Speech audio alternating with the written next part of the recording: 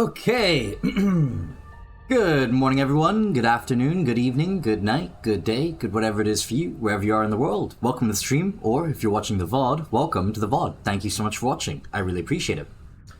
So, in case it wasn't obvious, and I feel like I always say this.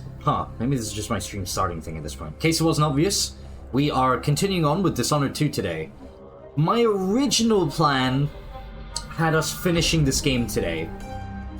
However, that is not gonna happen. There are 4 more missions left. Technically 3.5, I guess. Depends on how you count the upcoming mission that we're about to do. Yeah, I didn't think the run would be this hard. I mean, I knew it was gonna be difficult, but I didn't think it was gonna be so difficult that doing 2 missions would take me like nearly 5 hours. So, that's kind of on me. That's my own hubris, unfortunately. But now I know better. And now I know this is hell. So, I'm gonna do what I can today, but I expect that this is going to bleed over onto Tuesday and we'll finish it then. Anyway, however, regardless, we are going to continue with Dishonored 2 today, so to that end, let's continue on. So we're back on the Dreadful Whale. We've just come back from our mission at the Royal Conservatory, where we dealt with Brianna Ashworth by ridding her of her powers. And we haven't written the travelogue yet, so let's do that first. And I guess the start of the stream will be me reading out things to you. The Royal Conservatory. Brianna Ashworth is my next target. Brianna Ashworth. I only know her by her reputation. Born to the Dunwall aristocracy, she's a sculptor and the curator of the Royal Conservatory in Karnaca. One of Delilah's lieutenants, maybe her closest confidant. They share a taste for the occult. While being held, Sokolov overheard conversations about a strange device being constructed under Ashworth's, well, I'm struggling to say that, supervision. The Oraculum, something more convoluted than clockwork killing machines, but every bit as dangerous, no doubt. I think an after-hours visit to the conservatory will give me the answers I need. Dust District. What happened 3 years ago? Brianna Ashworth and Delilah were infiltrating the minds of the Sisters of the Oracular Order, altering their visions and influencing their prophecies. I can't imagine what would have become of the Empire if the Abbey had fallen completely into their hands. Thousands of believers being spoon-fed a new brand of religion under the same shiny overseer masks. Does Delilah dream of becoming, what, something akin to the Outsider? She's angry and twisted enough for that. I left Ashworth stripped of Delilah's magic, cut off from the energies of the void. I hope that sends a message all the way to Dunwall. I'm coming to stop you, Delilah, and it won't matter how powerful a witch you are. I also learned that Ashworth organized some kind of seance for Delilah 3 years ago. I'm getting close to understanding Delilah's immortality, and for that, I need to explore the abandoned manor of a certain mind baron, Aramis Stilton. Megan Foster. So I found out Megan Foster worked for Ashworth many years ago. I think Megan knows more than she's saying. What is she holding back? Sometimes she won't meet my eyes. Even when she smiles, she looks sad. But my gut says I need to trust her, at least for a little while longer. Can't sleep. I try not to think about my father too much, but I'm worried sick. I hope Corvo is going to be alright. I hope he can't feel the days and weeks passing, not knowing that I'm alive and coming for him. 15 years ago, he was the one to rescue me. We spent our days hidden in the Hound Pits pub, and I thought I would never see Dunwall Tower again. I remember I was almost happy about it, thinking we would live a life of adventures. I think it helped me deal with my mother's death, as if it wasn't real, as if it was another life. Alright, there we go, Emily's diary.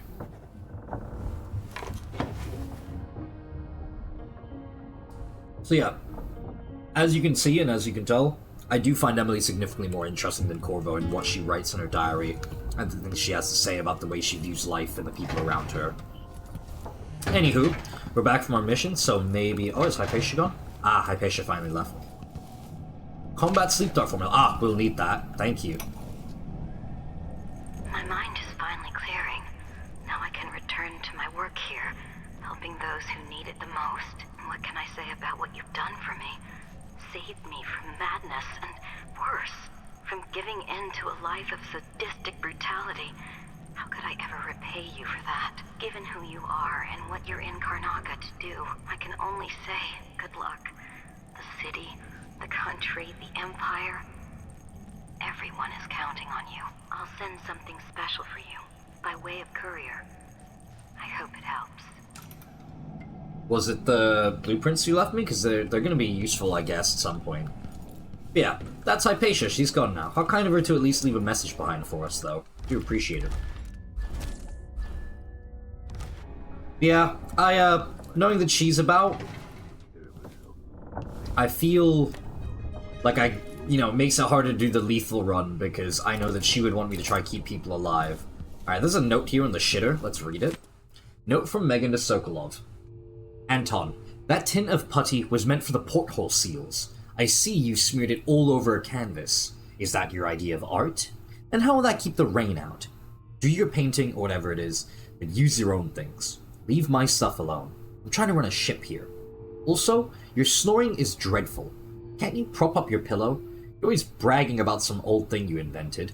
Well, invent something for that, why don't you? Megan. Alright, is there anything going on in the, engine room? No, just a bunch of rats. Clean them out. Any notes? Push out into the harsh world. Oh, we've already heard this line many times before. In here for me to take for money. Those around you cannot see me. I am here and not here when you call to me. Yeah, I like that actually explains a thing in Dishonored 1 where no one ever comments on the heart, and it's literally just that Emily summons, like, they summon it to their hand, rather than it being a thing they just have in their inventory, and that secondly, people can't actually see it.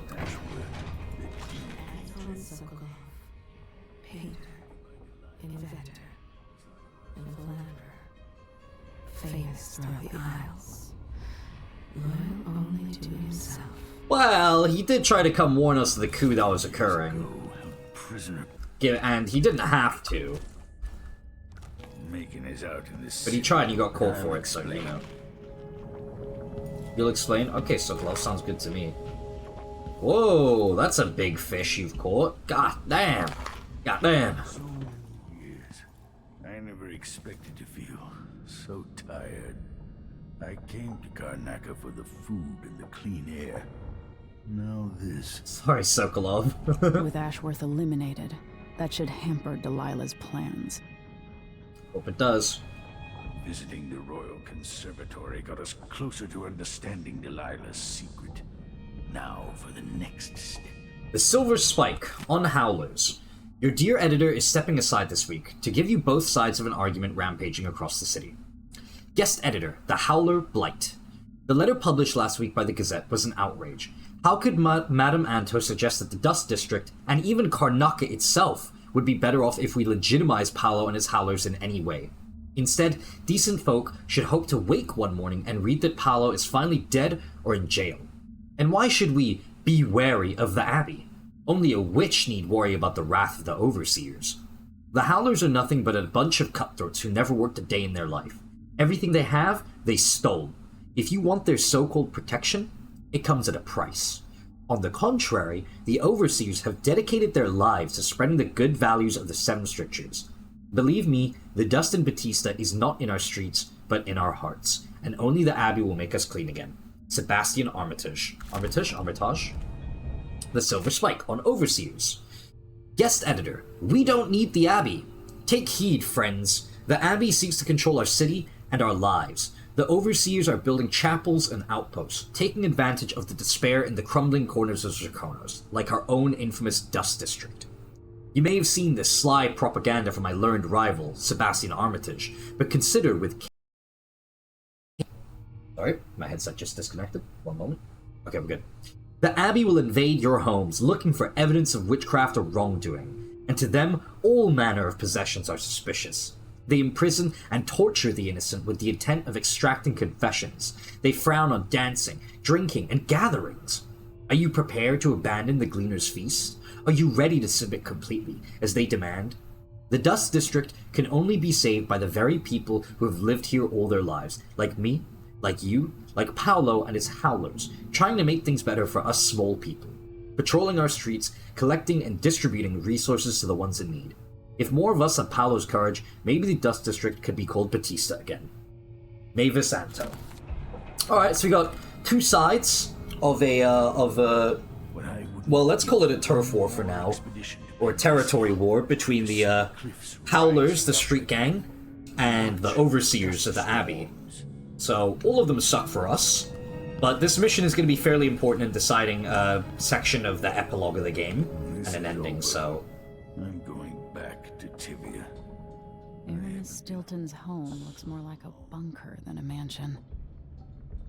Stilton's home. What happened there 3 years ago? The Dust District. I've read about the winds coming through the cleft in Shindaray Peak, how the city uses it for windmills and mining operations. Alright, Anton, what are you going to talk to me about? I need to know why Delilah can't be killed. Everything we've learned implies that something strange happened at Aramis Stilton's home 3 years ago, but then he disappeared. Stilton lived in a bunker kept secure by a fancy lock made by Jindosh. Maybe inside you'll learn more about how to stop Delilah. But I have to get there first. Through a ruin created by the Duke, where my father grew up. Megan had an intriguing idea. Paolo is leader of the Howlers. He wants Vice Overseer Byrne killed, and of course, Byrne wants Paolo dead too. Both groups will attack you on sight, but walk in with the corpse of their chief enemy, and they'll treat you like family. You think they'll help me get into Aramis Stilton's home? I'm pretty sure that will work. That is one option. There's always other Seeing ones. this place and these people, I can feel my perspective changing. How will I be different after this? Okay, a little bit explicit, and a bit maybe heavy on what you're trying to say there, Emily, but yes, that's part of why I vastly prefer Emily's playthrough over Corvo's for narrative purposes. Because Emily is just far more intriguing in the way in which she changes over the course of the game. As I said, and as I will keep saying, Emily goes from naive, uncaring, lackadaisical, I'm pretty sure is the word I'm looking for, almost laissez-faire Empress, to someone who actually gives a fuck because she starts seeing the effects of her actions, her lack of policy, her lack of care, her inattentiveness, the way it touches so many lives for the worse. So I really like it. I think she just has the better narrative. But I still love playing as Corvo anyway. Note from Sokolov. Emily, It's true I don't tinker with mechanical devices much anymore, but I'm not so old as to be useless just yet. Behold, I have fashioned a little contrivance for you, using only parts scavenged from this wretched vessel. Yes, alright, a few bits are currently in use, but I assure you, none were involved in keeping us afloat. Say nothing to Megan, as her disposition needs no further souring. In any case, may this device serve you well. Sokolov. And I can't even carry any more stun mines, so it's useless. Sorry, Sokolov. You went through all that effort to make something nice for me. I'm sorry, bro. You're my boy. What the hell is he tinkering with? Oh well. Alright, doesn't seem like there's any little side objective for me here on the ship today. Anton Sokolov Diary, The Gears of Time. Hello again, neglected journal. I smile as I write this, for I know others will read it, when I'm gone to the void, or perhaps as I languish in a prison cell somewhere. Fine then, read away and laugh, if it is in your nature, at my foolishness and my aching joints. Does it please you to know that even walking is a chore? But I am too proud to use a cane. I can hear my bones protest with every step, a most unpleasant grinding noise that follows me wherever I go. Is it amusing to know that my eyes can barely see this page, or that my hand trembles as I hold the pen? Then laugh! Yes, the once great Sokolov is now just a tired old bag of bones. My meals are brought to me! Soon, someone will have to hold this spoon, lest I starve. I find it nearly impossible to paint, and even more difficult to urinate. So laugh! But then, pause in your glee, and take a moment to realize this. The same fate awaits you, my friend, should you be smart enough and lucky enough to live as long as I have. That is a good, interesting diary entry. But it's not much of a diary, is it? Paolo's not that old, but there's so much living written into the lines of his face. The Vice Overseer for Karnaca, Liam Byrne. Yeah, the problem with the Vice Overseer here is that we don't really get much in the way of interaction around him. Most of what we understand about him is very contextual, whereas Paolo, you get at least one interaction where you see the way he acts. The Vice Overseer is very, very much you just have to investigate all the different Overseer things in the map, or like around the maps, to get some understanding of how the Abbey is operating here in Karnaca to make your choice. It's not great, but whatever. Doesn't matter to us because we're going to do the really lame and boring thing. We're going to maintain the status quo. I find that tends to be the better ending for Karnaca. Either you kill both of them, or you kill neither of them. If you just kill one, the other gets to push their agenda really hard in the ending. But, you know, whatever. So we're going to maintain the status quo because we're lame. Give me one moment. Sorry. Hold on. Alright, cool. I had to check something. Yeah, let's go, go, go. We'll take Megan's skiff closer. Mission 6.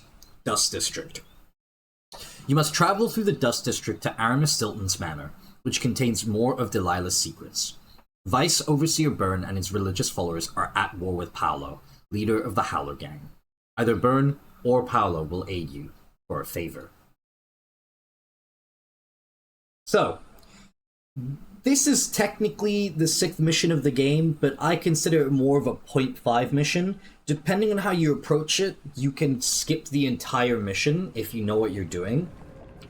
To some degree, I can almost recommend that, Who was the man I'm after? but you'll see Aramis as we Stilton. play. An ally to the old Duke, loyal and smart. Stilton helped build modern Karnaca with those silver mines. Started as a miner and worked his way up until he was a prince of industry. That's an incredible story. Now, the new Duke drives the mine crews night and day. Dust falls non-stop onto the district. What was once prosperous is now in ruins. I suppose the Duke doesn't care, as long as he sips from silver cups. And what are the cups of Dunwall Tower made from, Empress? Oh, got her Pass ass. through the Dust District to reach Stilton's home. Maybe he's still in there, or maybe he's dead. A lot of gesticulating for an old man, Sokolov. Then again, that's just how old people be sometimes.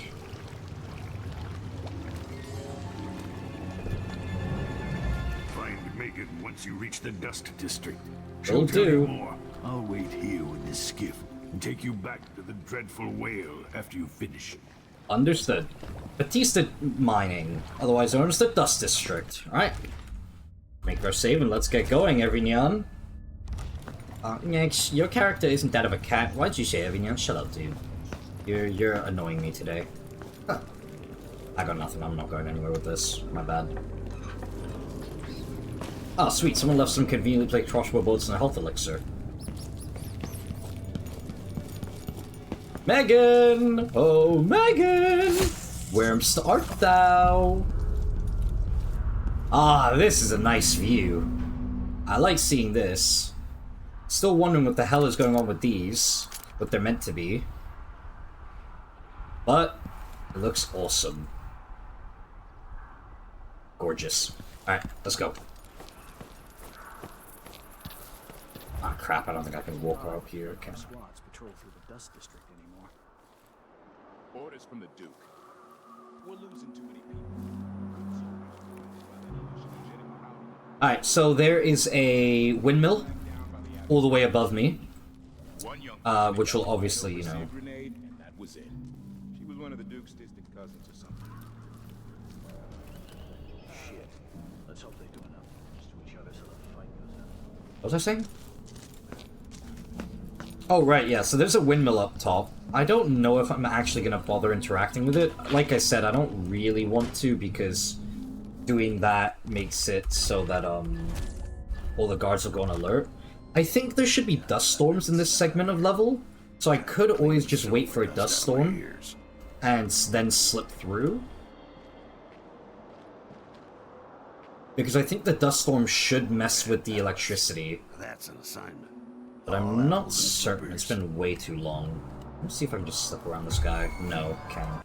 Did I make that quick save as I was being spotted? If so, I'm cooked. Okay, we're good. Right. This is non-viable. I hear these damn windmills in my sleep. You do you? Oh, here comes a storm. That's good. That'll give me the opportunity I need to slip through. Come on, baby. From the mines. Yeah.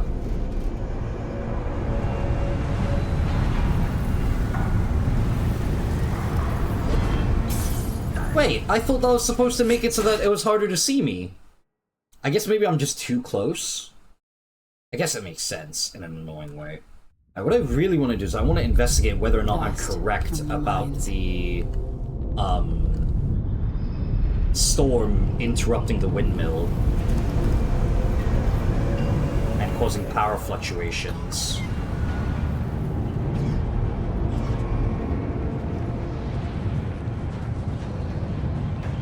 Why did I just put that bubble?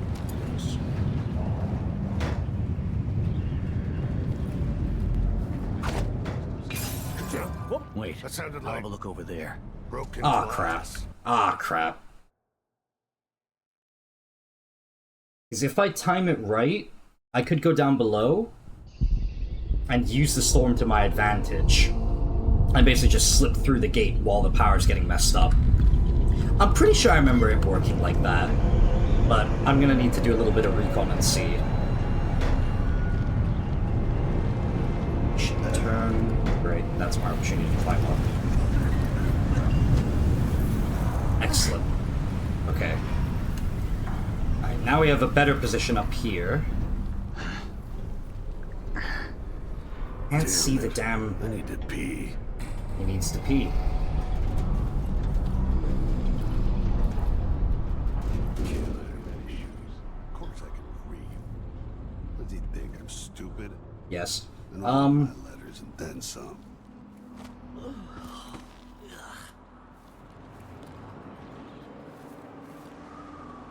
I mean, this is certainly a way down. You know, let's make a full save here, and whatever happens, happens.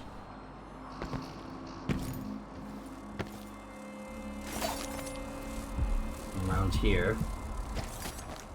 Oh, oh, best viewers. Really? I don't believe you.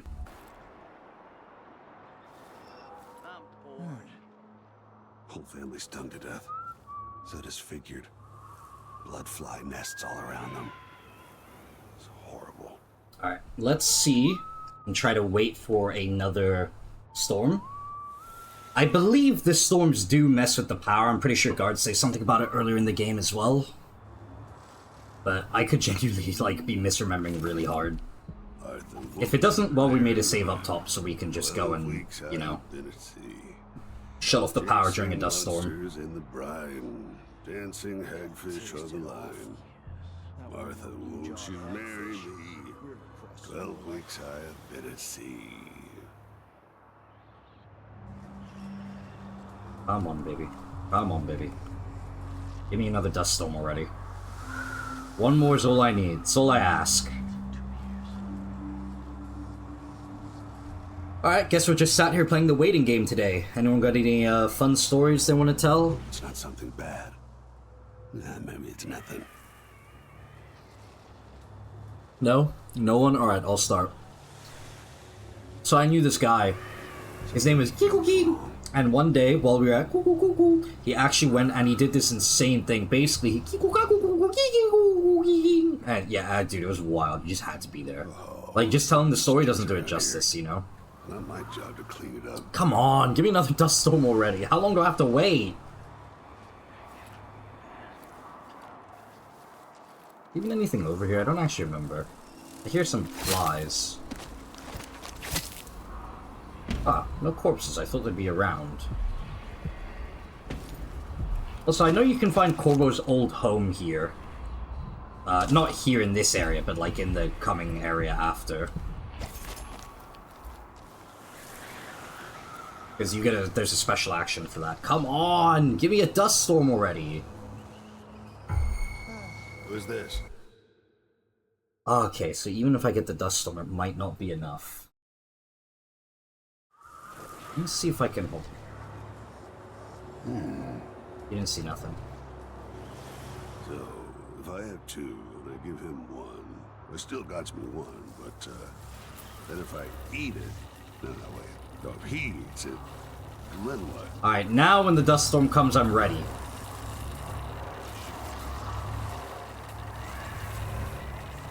Maybe. Yo, sure, yeah, he knows how to talk with the boss. Come on! Like spittle. Why is it taking so long for another dust storm? I'm going crazy! Alright, everyone get on your phones and watch your favorite TikTok shorts. And I says, I haven't learned. Look at his money. And he says, oh yeah, but this time, I really mean it. Way too close to this wall of light for my liking, dude. The noise is actually driving me crazy.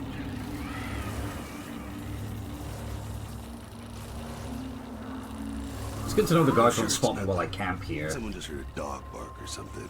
No one even investigated anything.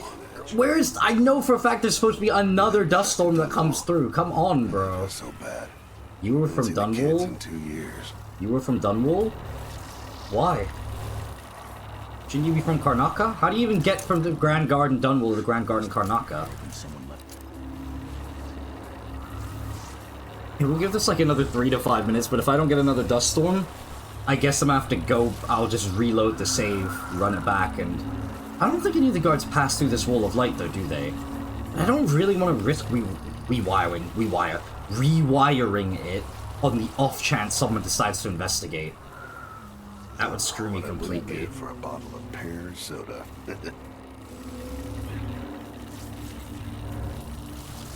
Oh, you spotted me. Ah, finally! Here we go. Alright, let's see if my hunch was correct. Something feels wrong? Yeah, it's called the incoming dust storm. It does not mess with the wall of light like I thought it did. Why did I think it would do that? Okay, looks like my only way through might actually be disabling the wall of... No, that's still very much enabled. Alright, we gotta turn it off. Oh, this is a problem. Because I don't know if I can turn it off without knocking these guys out. I don't think I can.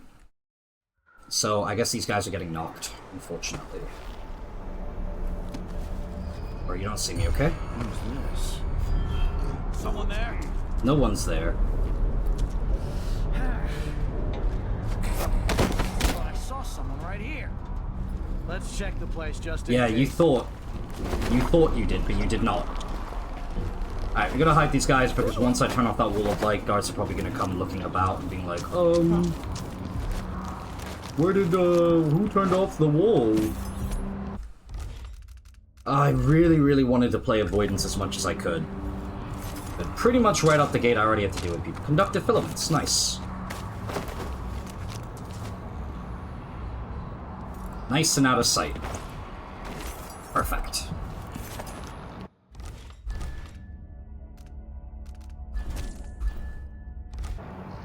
Not a great start, but, you know, you make do and all that jazz, right? Yes, right.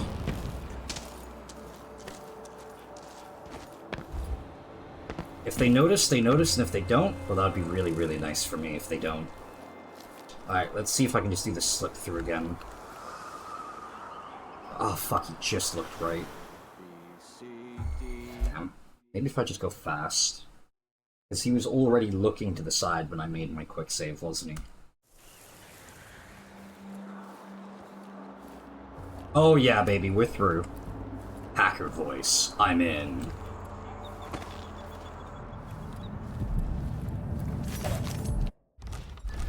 Whew. Little touch and go there, but we made it. Well, it wasn't that touch and go, but no, it's more interesting to describe things like that, okay? Jeez. Allow me a bit of hyperbole as a treat. So Corvo's house is coming up somewhere up ahead, and I don't remember where at all. I wish I did. But I only ever did that like once, going to his place, and that was it. Megan, how did you get through without activating... Or how did you get through the wall of light? Hello. Stilton's home is just beyond here. I gotcha. But getting inside will take some effort. Okay, talk to me. What do you know? I've been doing reconnaissance. Talking to people. The Overseers and the Howlers have divided up the district. Just ahead is neutral territory where no one will harass you. But further on, the Howlers and the Overseers both have boundaries set up. And beyond those points, they'll attack you on sight. Aramis Stilton is the real goal. Sokolov said you had an idea. Yes. I believe that if you take out Paolo or Vice Overseer Byrne, the other one will grant you safe passage, and will help you get inside Stilton's home. Neutralize either one of them, and bring him to the other. Okay. Oh, hold on. Byrne is protected by the Overseers. Paolo has the Howlers. But I think he's also got some kind of black magic charm. A black magic charm. Twice before the sun sets. Or he can't be killed. Good luck with that.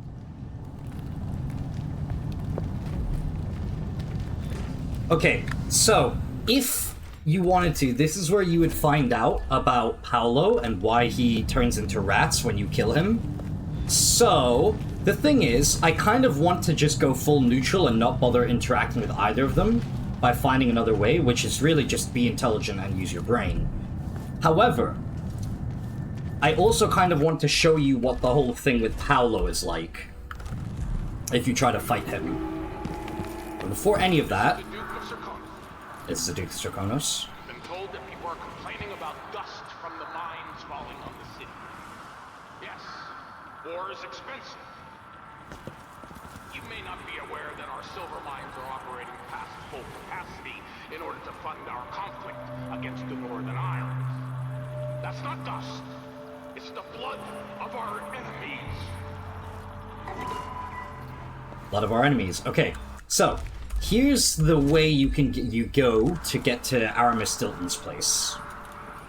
Jemmy's sister says you can beat any lock in the city. I'm not sure why Stilton... Hello? Never mind. Maybe another time. Yeah. Or not. Let's go. Yeah, get out of here. Alright. Your face is covered. It You is. worried someone might recognize you? I am. Now leave. Okay, so, here we have the Jindosh Lock. Let's give the riddle a read. The Jindosh Riddle. At the dinner party were Lady Winslow, Dr. Marcola, Countess Conti, Madame Natsu, and Baroness Finch. The women sat in a row. They all wore different colors, and Madame Nazia wore a jaunty red hat. Baroness Finch was at the far left, next to the guest wearing a green jacket. The lady in white sat left of someone in purple.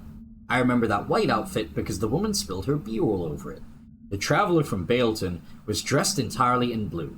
When one of the dinner guests bragged about her ring, the woman next to her said they were finer in Baleton, where she lived. So Countess Conti shows off a prize snuff tin, at which the lady from Dunwall scoffed, saying it was no match for her bird pendant. Someone else carried a valuable war medal, and when she saw it, the visitor from Dabokva, jeez, I can't speak, from Dabokva next to her almost spilled her neighbor's whiskey. Lady Winslow raised her rum in toast. The lady from Karnaca, full of wine, jumped up onto the table, falling onto the guest in the center seat, spilling the poor woman's absinthe. Then, Dr. Marcola captivated them all with a story about her wild youth in Freyport.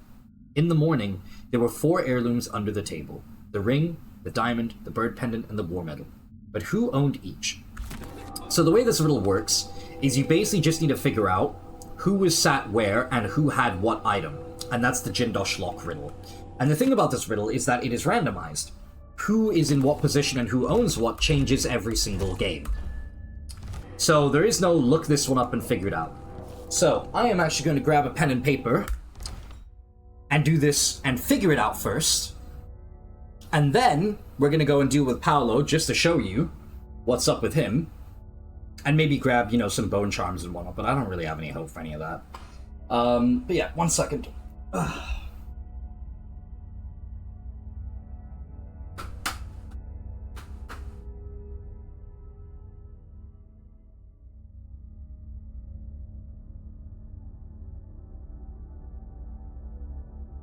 Alright, I am back. Hello. I have a little notebook I keep handy nearby, just for taking notes on things. In life, sometimes I want to plan out a challenge run for a game like Resident Evil. So I have like a few pages here dedicated to my Resident Evil 4 speed run. That was fun. That was really, really fun. It's fun to read through my own notes sometimes. Sometimes I read through what I wrote and I'm like, what the hell am I saying here? And I don't mean that in the sense of like, I can't read my own writing, because my writing is neat enough. I just use standard joined, writing. On whatever you want to call it. But like, sometimes I just read my own notes and I'm like, what the hell did I mean by this? Anyway. Some Elden Ring build stuff. Here we go. Alright, a fresh page. So, I'm just gonna write down Jindosh Lock. I'm doing this on real paper and not in my notes, because if I do it on notes, you guys won't get to hear the background music of the game. Okay. So, women sat in a row. Alright, so we have Winslow, Marcola,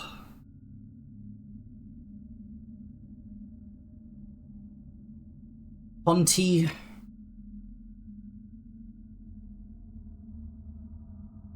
Nazio, and Finch. Alright.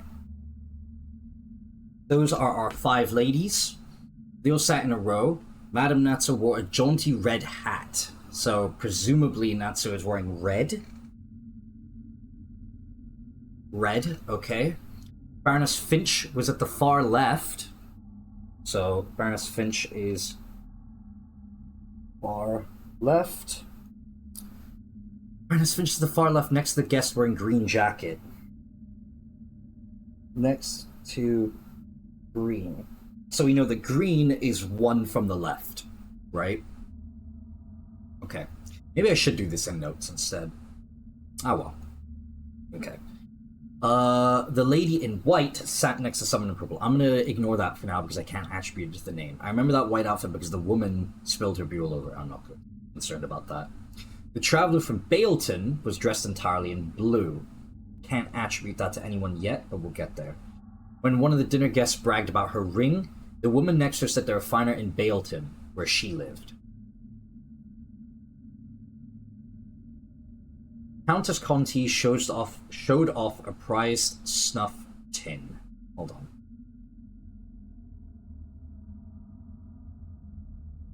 Because remember, part of this isn't just figuring out who owns what. You need to get their positions right. So, Conti owns a snuff tin.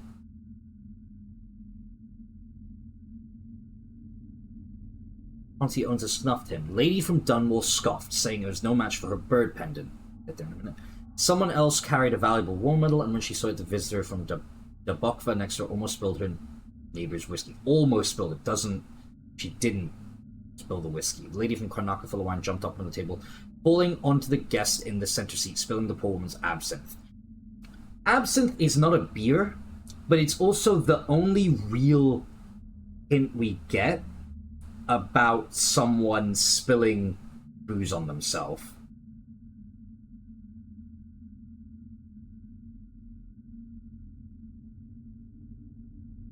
Yeah, this is hard. But I have no information about Winslow Marcella. Marcella captivates someone with a story about a wild youth in Freyport, but that doesn't mean much to me. The diamond. The diamond is never brought up anywhere. This is gonna take a while.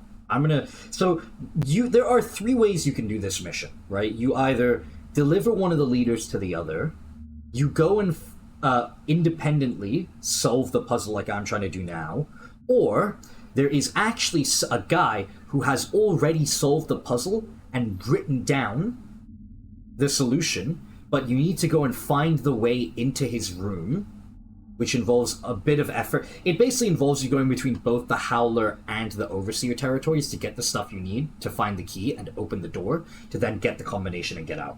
So there's 3 ways to do it, 2 of which just involve you doing the lock without any interference from either of the 2 sides. And 1 of which requires you to either solve it yourself or go find the solved solution. But I want to see if I can do it myself, because I've never actually done this by figuring it out myself. You know, Lady Natsu is wearing red.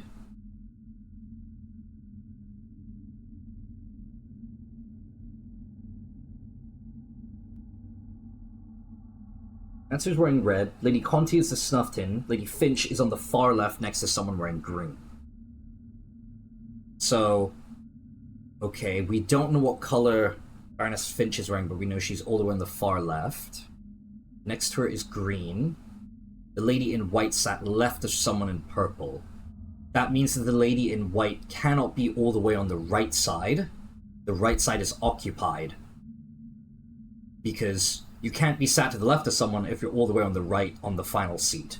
So white either has to be 3rd position center or 4th position. Which means purple can either be 4th seat or 5th seat.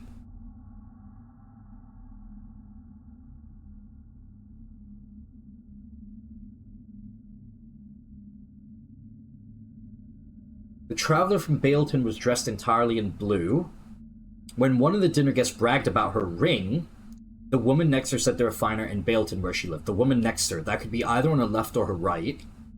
But we know that the lady from Baleton is dressed in blue. So to be clear, we have seating order. Hold on. P1, P2, P3, P4, P5, with 1 being all the way on the left, and E5 being all the way on the right. So we know position 1, far left, is Finch in green.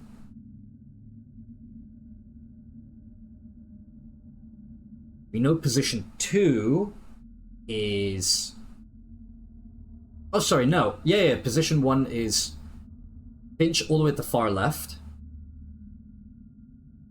next to the guest wearing a green jacket. Guest in green jacket. Sorry, Finch is not wearing green. She's all the way at the far left. Position 2 is someone in green. Position 3, 4, and 5s are unknown, but we can start to deduce this. So the thing is, Madame Natsu wore a jaunty red hat. Red never ever comes up again, and in fact this is actually even more confusing because we have white, purple, blue, and red now, which are all colors that aren't accounted for.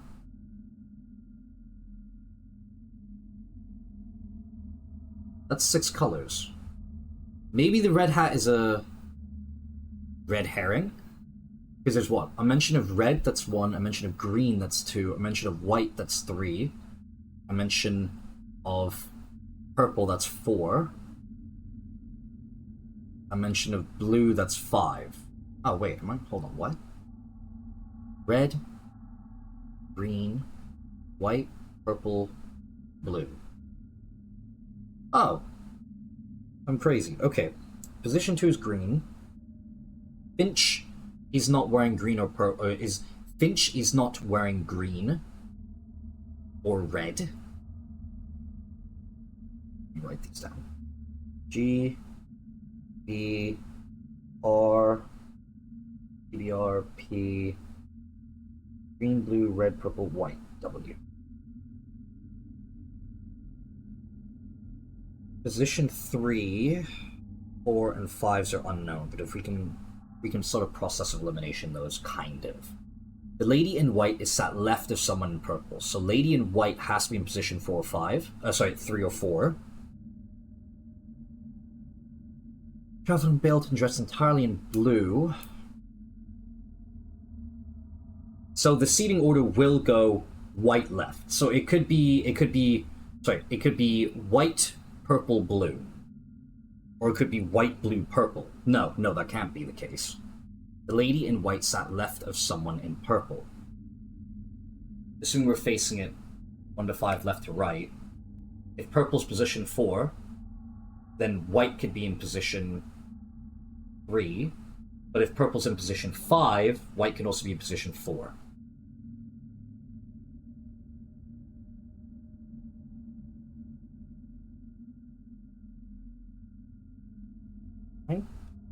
White, purple, purple. Which means blue can also potentially be position 3.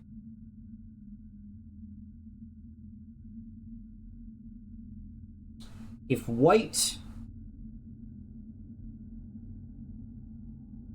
This is going to be the most boring stream in the world. I'm so sorry to anyone watching. I'm just sat here solving riddles, dude.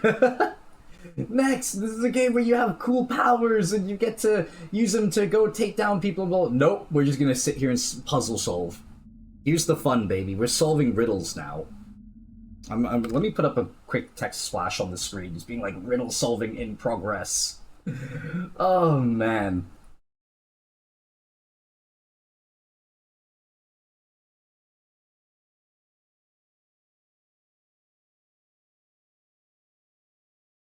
Riddle solving in progress.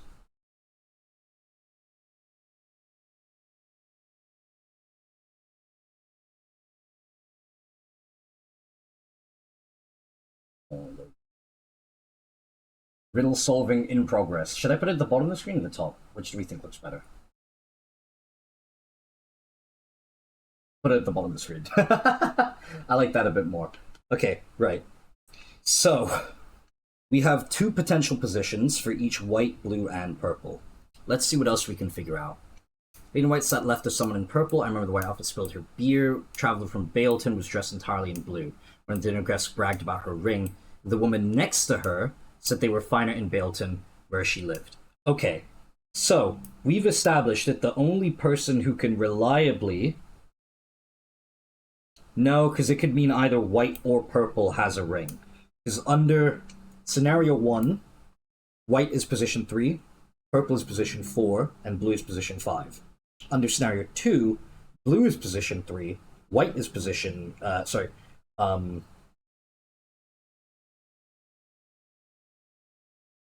Yeah, under scenario 2, white is position 4, purple 5, and blue 3. So either white or purple can be next to her. Ah, hold on. Traveler from Baleton dressed entirely in blue. One of the dinner guests brags about her ring. The woman next to her says they're finer in Baleton, where she lived. Well...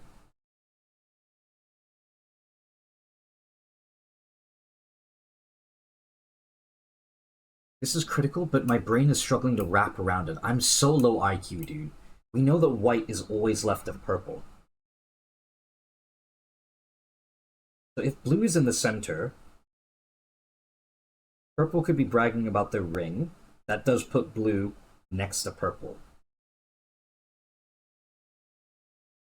And if purple is in position 4, blue can still be... Yeah, blue can never be in position 4. Blue can only be in position 3 or 5. I feel like I've overcomplicated it in my head now. Countess Conti shows off a snuff tin. The lady from Dunwall scoffs. I assume they say lady as in just they mean a lady, not Lady Winslow. Dunwall has a bird pendant.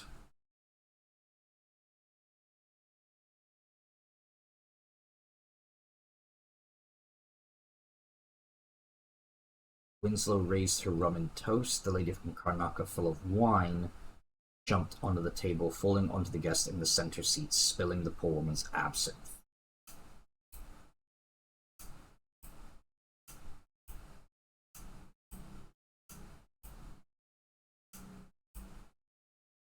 Hold on. Visitor from Debokva next door almost spilled her neighbor's whiskey. So someone's drinking whiskey, someone's drinking rum, someone's drinking wine, someone's drinking absinthe. Lady in White has spilled her beer, so she's drinking beer. The guest in the center seat is not drinking beer, so she can't be White.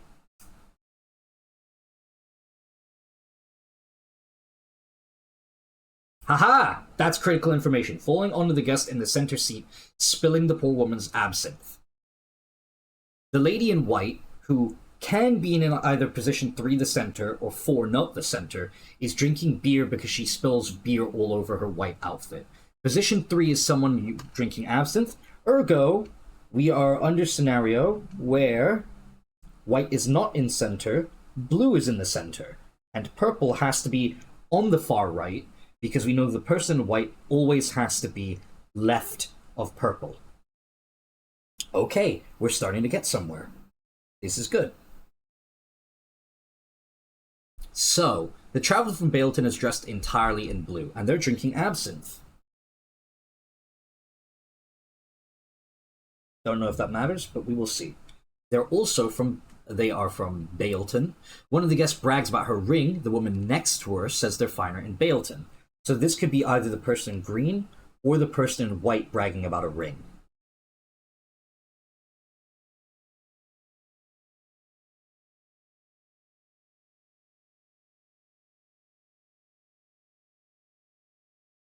This is really, really hard, man. This is genuinely like a tough riddle to crack. The funniest outcome of all this is I do all this, figure out a solution, and it's still wrong anyway.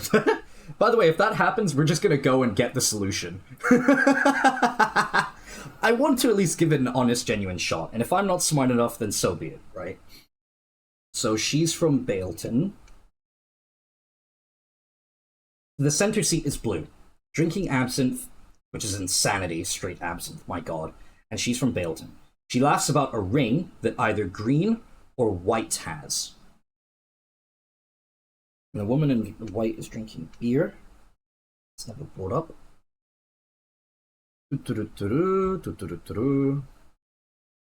Countess Conti shows off prize snuff tin. We don't know where she is. Lady from Dunwall scoffs, saying it's no match for a bird pendant. Someone else is carrying a valuable war medal. When she saw it, the visitor from Debokva next to her almost spilled her neighbor's whiskey. So, we know the center is absinthe, and we know position 4 is beer. Which means whoever has the whiskey, the visitor from Debokva, has to be in either position 1 or 2. Right? They have to be either Finch or the person wearing green. Because remember, they say next to someone. Right?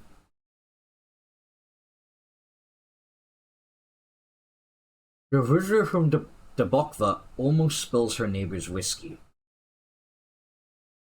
If they're in position 1, whose drink we don't know, they can potentially spill person 2's, whose drink position 2, whose drink we don't know. So position 2 could be whiskey. Alternatively, green spills position 1, position 2 spills position 1's. I'm just going to say P. Should be easier, theoretically.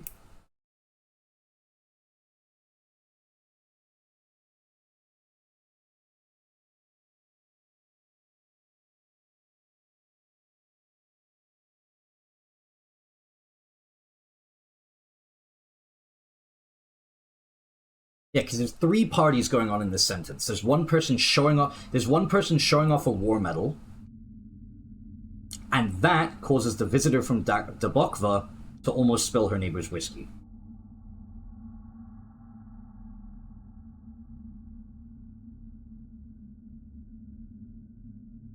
Position 3 is from Bailton.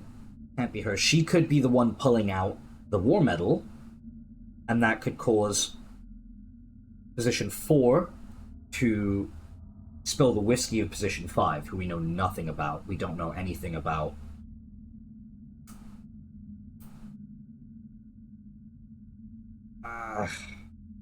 This is so hard. Damn it, Jindosh.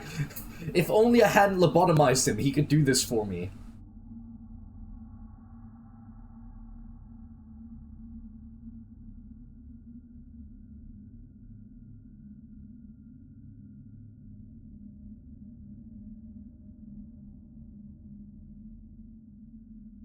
The lady... Okay, so we know there's a lady from Dunwall, there's a lady from Dabokva, and there's a lady from Karnaca. So we know... Okay, we know Marcolla's from Freyport.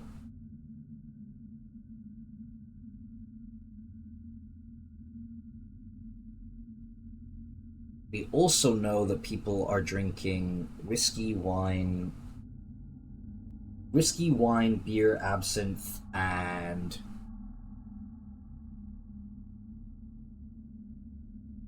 the final one is unknown. We should have... Oh my god. Fuck me, this is so tough.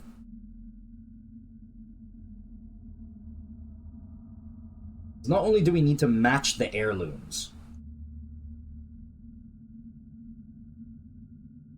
we know no matter what Conti is a snuff tin. If we can figure out which position Conti is in, we know position 1 is Finch, no matter what. Finch is the far left next to green. Let's read it again. We're gonna be here for like an hour, dude. Fuck me. I am so dumb, but we'll get it done. Lady in white is left of someone in purple. Yep. Remember the white outfit spills beer. Beer is in white. Travels from Bailton's dressed in blue. One of the dinner guests brags about her ring. The woman next to her says they're firing in Bailton. So we know blue is Bailton. So the person bragging about her ring either has to be the lady in white or the lady in green.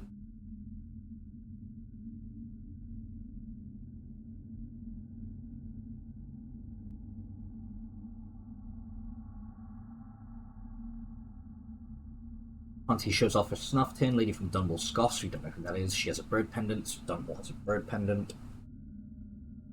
God.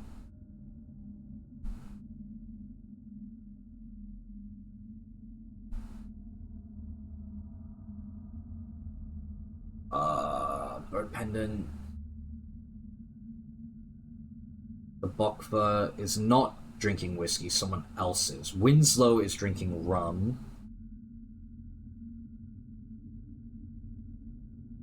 Karnaca is drinking wine.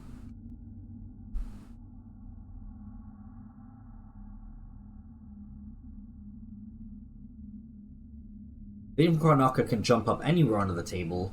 She falls onto the guest in the center seat, so she can't be in the center seat no matter what.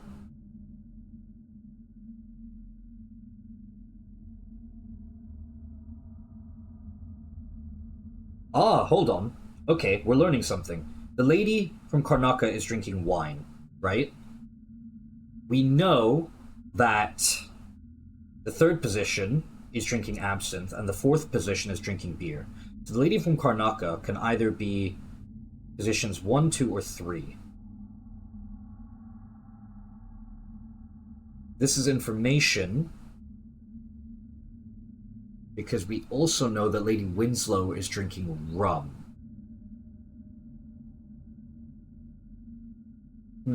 Is it information? It is, but I don't know how to piece it together. I'm struggling here, man. I'm struggling.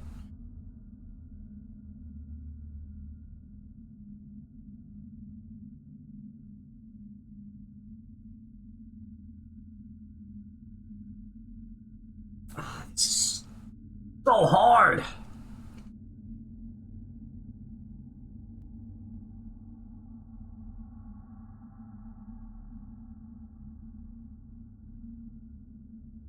Karnaka can be either positions 1, 2, or 5. 1, 2, or 5. You know, of the drinks, there's beer, there's rum, whiskey, wine, absinthe. Okay. Beer is vaguely accounted for in that it is Bailton. No, it's white, lady in white. Absinthe is accounted for by lady in blue. Wine is accounted for by Karnaka. Problem is, some of these are not mutually exclusive. Whiskey is a complete unknown. We know Debokva. Okay, so we know Debokva is not drinking whiskey, not drinking wine.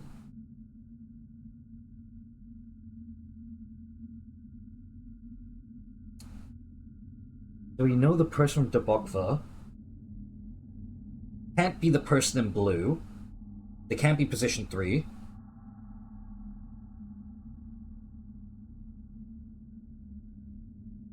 They could be position 4, 2, or 1. No, they can't be position 1. We know position 1 is Lady Finch. Could they? Oh shit, I'm confusing myself so badly here, dude. Rum is Lady Winslow? Is that what I said? Yeah. There's so many moving parts to this. Okay, it's not moving parts, but...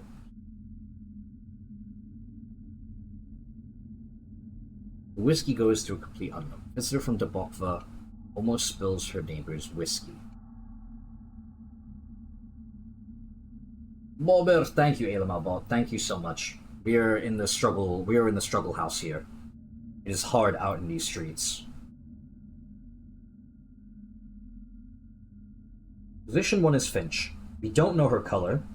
We don't know what she drinks. We don't know what she has. We just know she occupies position 1. We know position 3 is drinking absinthe. We know they're from Bailton and they're wearing blue. We know position 4 has to be drinking beer.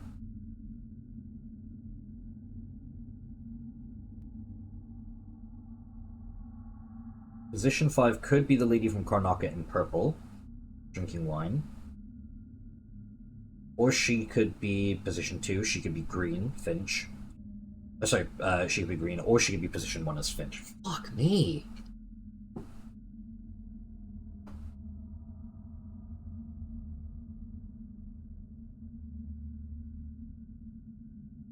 It's like, I have everything I need, I'm just struggling to put it all together.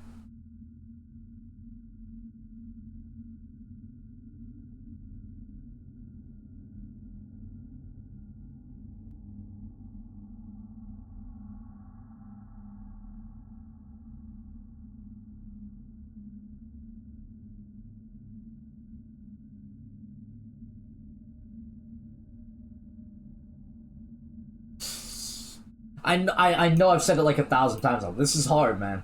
To those of you watching the VOD, I'm so sorry. If you don't want to, like, you know, sit through this whole process of me trying and failing to solve this riddle, feel free to just, you know, scrub along at the bottom until you see a thumbnail preview that just has me going and actually playing the game, instead of struggling with this damn lock.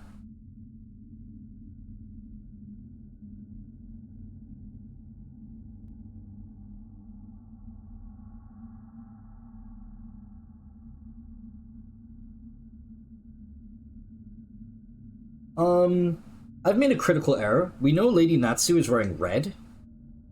I'm looking at my seating list, 1 through 5. Yeah, there's 5 seats. I don't have a red written for anyone. I don't have a red in any position. I have green, like, position 1 is Lady Finch, who we don't know the color of, but we know is not wearing red, because red is what Lady Natsu is wearing, right?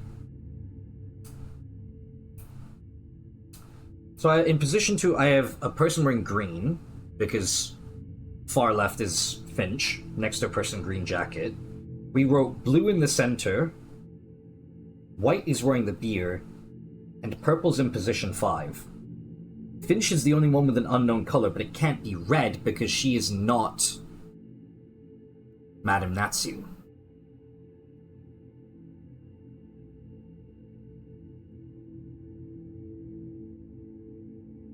Ah, shit. I'm just straight up wrong.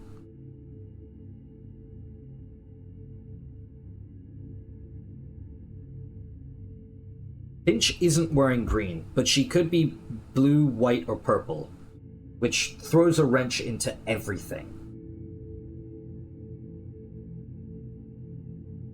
She has to be wearing blue, then. Red is in the center?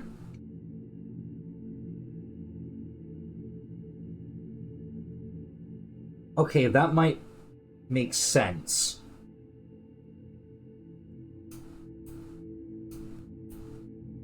Yeah, because white and purple are next to each other no matter what, right? Blue is never given a distinct position. We're just told that they're from Bailton and dressed entirely in blue.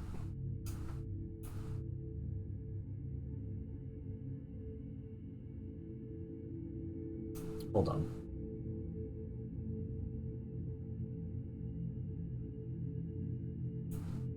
Yeah, because I have no mention of red anywhere here. So I've clearly messed up really, really badly. Which I should have taken into account from the get-go. Oh my god. How did I arrive to the conclusion that blue is in the center?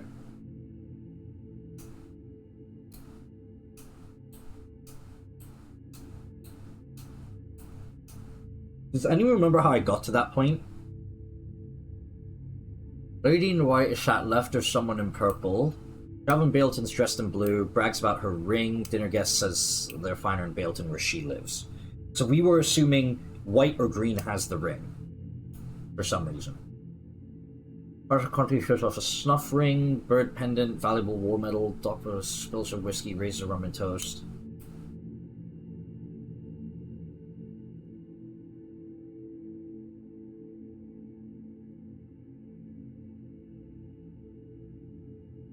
What convinced me that the person's center has to be blue? Well, let me try this again. If I put position 1... Oh my god. Pen, come on. Work with me. E1, let's say it's Finch. And she's blue. Let's just say she's blue. For the sake of it, why not? Right? Position 2 is otherwise green. We'll put red in the center. Oops. E3... We'll just put red in the center. Who's drinking absinthe?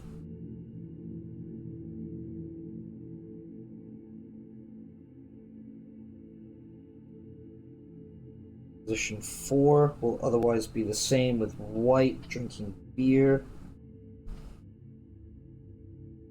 Position 5 will still be purple, who is drinking an unknown thing. We know nothing about position 5 purple, all the way on the far right.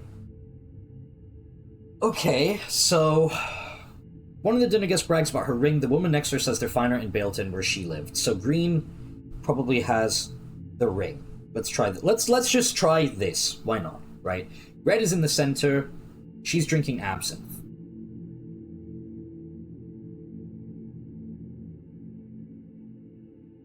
So, currently... The unknowns, in terms of drinks, are...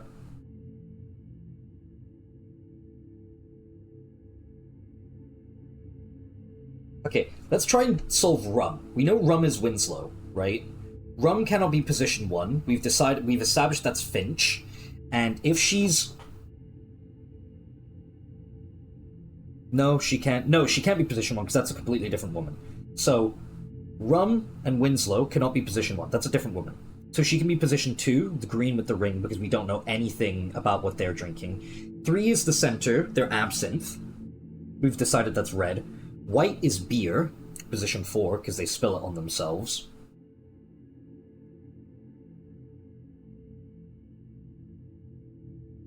Lady in white left to someone purple, she spills beer on it.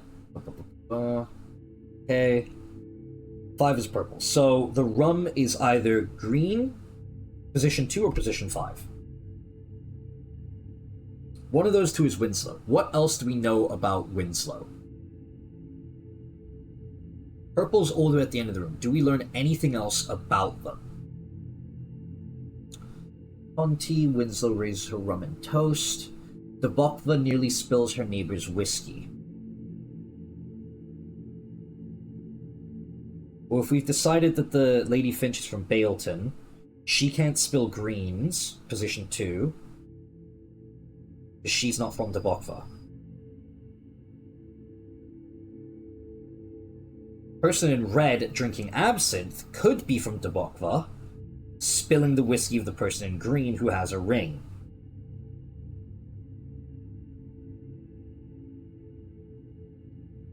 You know, why not? Let's try it. Try green has the ring, and they have the... They are from... No, green is the ring. Their whiskey is nearly spilled. Red absinthe in the center is from Debokva. I was so impressed by the war medal, right? White has beer, and purple is still a complete unknown.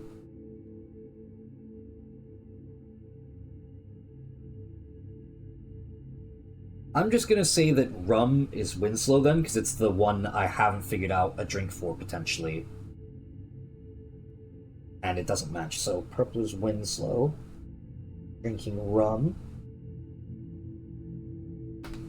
And let's start putting things together. So Winslow's at the end, she's drinking rum.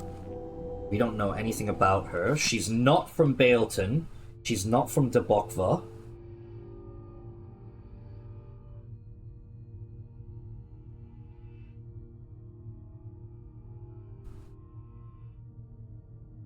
Let me write down all the locations.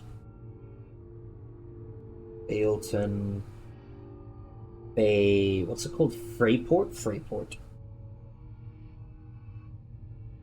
Dunwall, Karnaca, Baleton. I'm missing one. Dunwall, Debokva, of course. So Debokva is shocked by the war medal. So they don't have it. And they almost spill the whiskey of Green, who has the ring.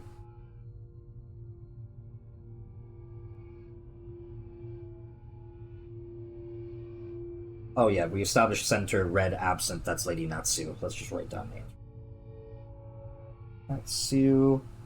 Purple is Winslow. 5 is Winslow, 3 is Natsu, 1 is Finch. Which means the other 2 is basically just a toss-up between... Conti and... Marcola. Lady Conti is not from Dunwall. The lady from Dunwall has a bird pendant. Conti has a snuff tin. And she's not from Dunwall. This is information, because we're missing positions 4 and 2 now. Under my current solution. Remember, if this doesn't work, we will just play the game as is. But I do want to see how close I can get.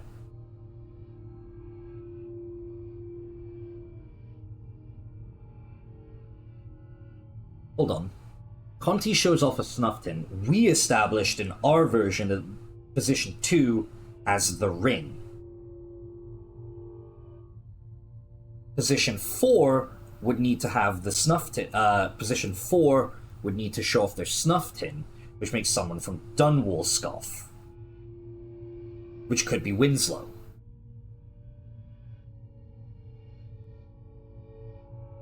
Okay, hold on. We still don't know what Lady Finch has, but she's from Baleton. So let's say...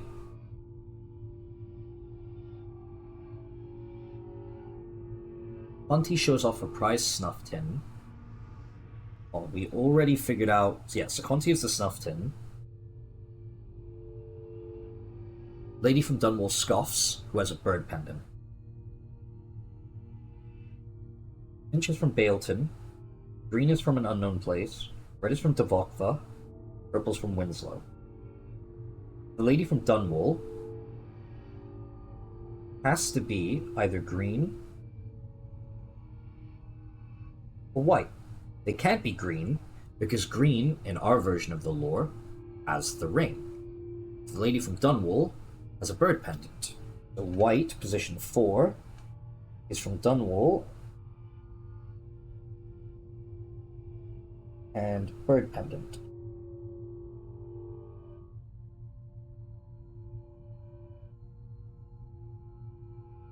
You know, in hindsight, I should have definitely just made a notes file and put it on the screen so that you could also watch my, like, process here.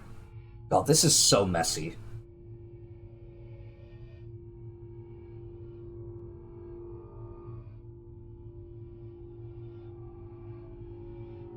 I mean, I just like having it on paper because it means I can use the entire page without having to worry about the way it looks. Look, we'll figure it out in a minute. I'll take a picture or something if I have to. I don't know.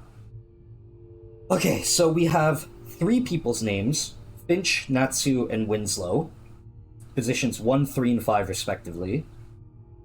The 4th one is in white, drinking beer from Dunwall with the bird pendant. Red, absent Dabokva, Natsu in the center. The person with Dabokva is surprised by a war medal.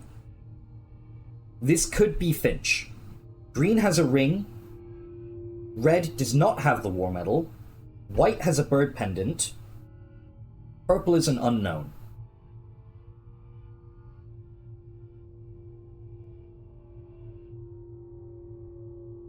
Who has the snuff tin? The snuff tin cannot be position 1. That's Lady Finch. They can't be position 2. That's green with the ring.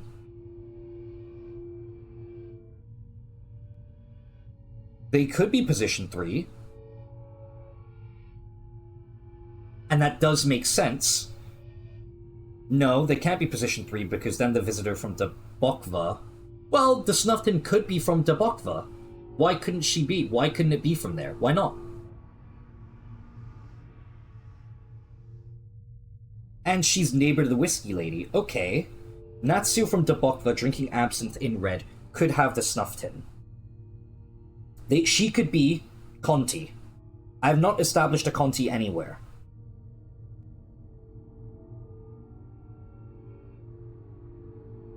Tin. Let's just write tin to make that easier. Okay. So, Dunwall's the bird pendant. Finch could... It's either going to be Finch or Winslow, positions 1 or 5, that are going to show off the war medal. Which then causes Lady with the tin from Dabokva. Lady... Oh no, we've established... No, she can't be... Am I stupid? Lady Conti's the tin. Natsu in the center in red. Cannot spill the whiskey. Ah, shit.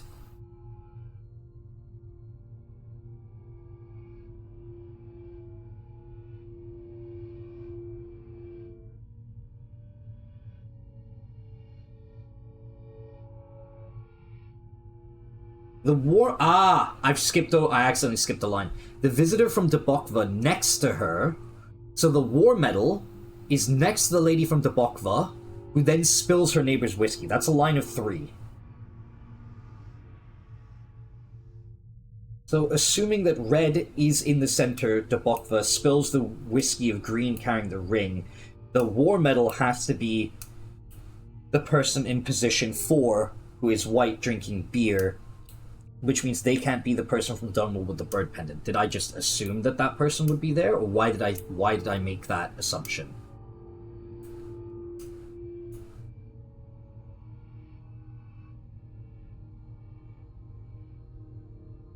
Okay, let's just swap around Dunwall and bird pendant. Let's move that down there, and we're going to say that the Conti with the tin is in position 4. Okay, let's just go plug this in, just cause.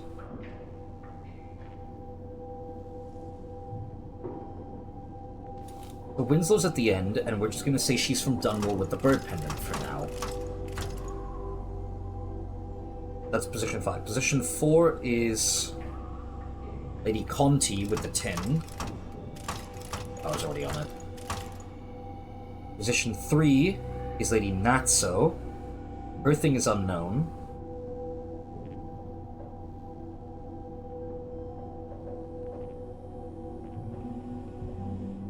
No, this still doesn't make sense. No, this doesn't add up. Okay, I'm pretty sure... Oh, fucking hell.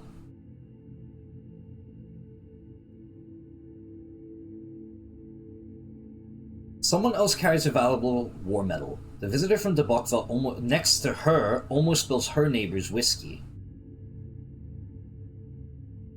It's a line of 3. That could be in any position. It could go position 5 to 4 to 3, or it could go 1 to 2 to 3, or it could 2 to 3 to 4, or 5 to... Oh! Oh my god, I've spent half an hour doing this? Holy crap, man!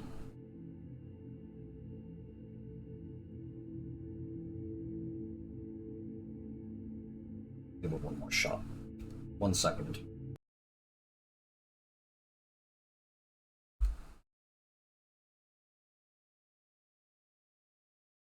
Okay, 1 moment, hold on. Want to add a... Let's just call it game capture, why not?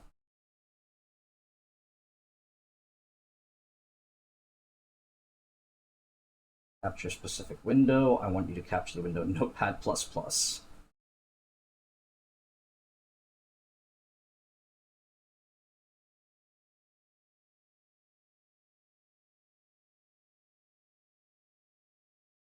Ah, what's going on with... Why is it... The heck is happening there? That's interesting. Why is it stuck in the weirdest position in the world? Excuse me?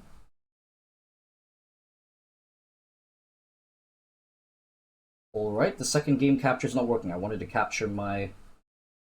Hold on. Can I set it to...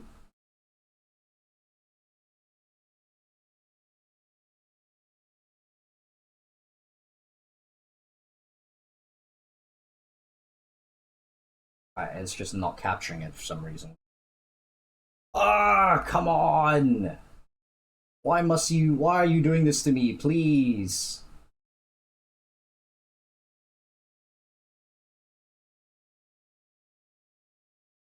Alright, fine, let me try something else, hold on. I really, really want to figure this out myself, man. I really want to try.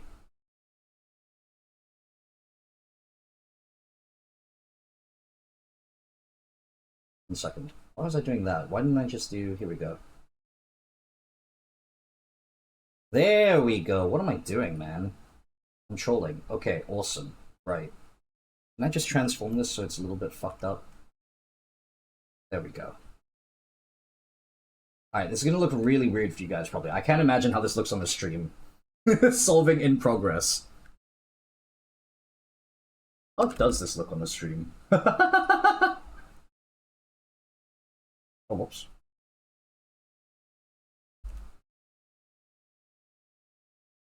Maybe if I just flatten it and make it small.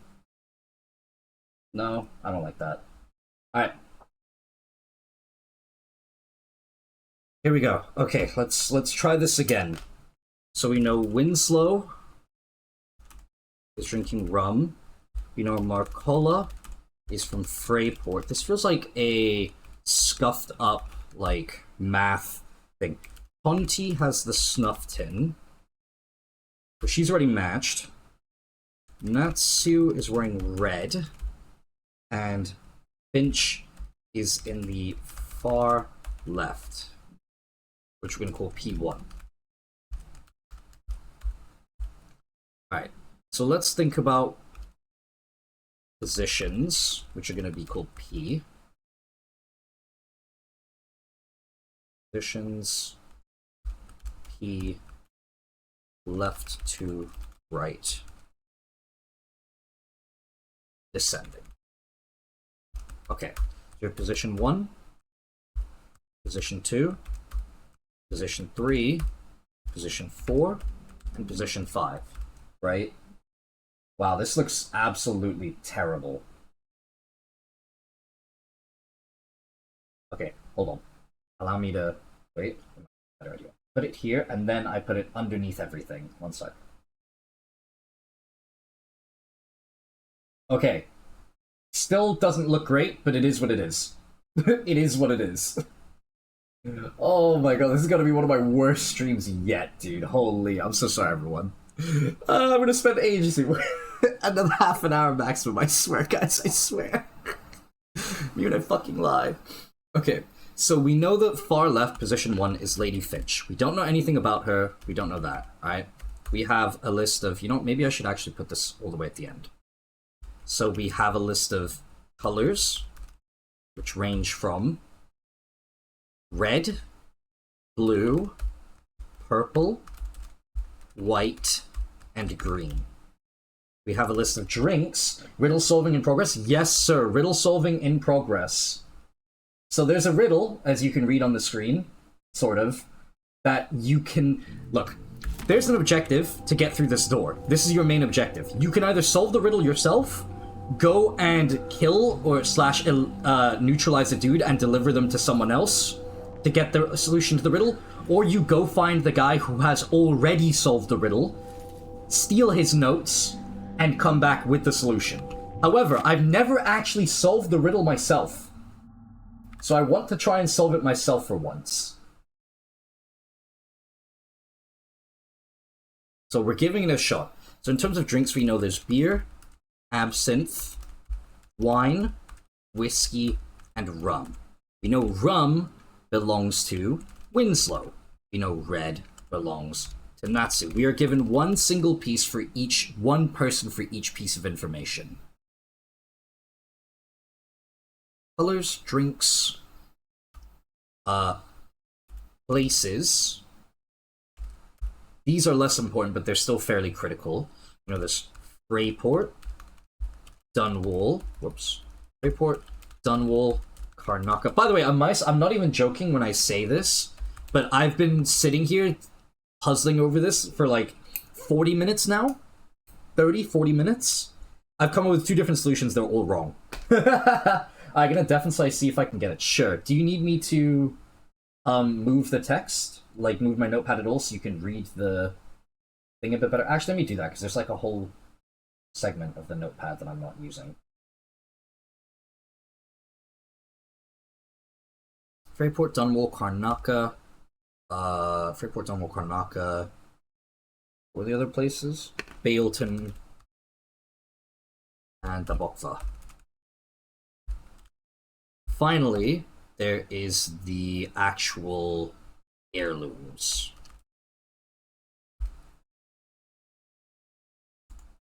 Dr. Marcola is from Freyport. This is the worst stream ever, man. This is the absolute worst stream ever. Why is he deafening me? Why would he do that? That's so rude. The snuff tin belongs to... I should put on some like really quiet background music, but sorry, I don't think I have anything royalty free that won't get me pwn zones, so here we are. The snuff tin, which belongs to Conti.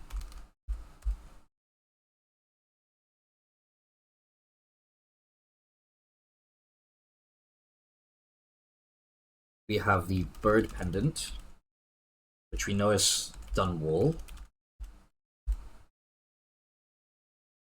We have the war medal. We have, what's the other ones? The ring and the diamond. Okay, so important thing to remember, the diamond's the only one we're never told anything about. This is presumably because you can figure out ring, bird pendant, and war medal with the information given. You know who is the snuff tin. So the diamond is just whoever you don't have the final answer for. How does that actually look on the stream? One second. I want to tab out and look at my stream in full screen and see what it looks like. Okay, that is vaguely readable on the right. It's not great, but it is vaguely readable. Kind of reminds me of Destiny 2 rating. I remember watching the streams when people were doing the, what do you call it? I remember watching the streams when people were doing, the final shape raid. Whatever it's called. I've forgotten already. Edge of Salvation, Salvation's Edge, something like that. In Encounter 4, this is what screens look like for lots of people. Should I put Subway Surfers on like the left side so people don't get distracted? Okay, so we know Finch is all the way on the left. We know she's next to the lady in green. Right? Baroness Finch is at the far left, next to the guest wearing a green jacket. So we know green is in this position. We know the Traveler from Baleton is wearing blue, right? Traveler from Baleton is dressed entirely in blue. So the Traveler from Baleton, dressed in blue.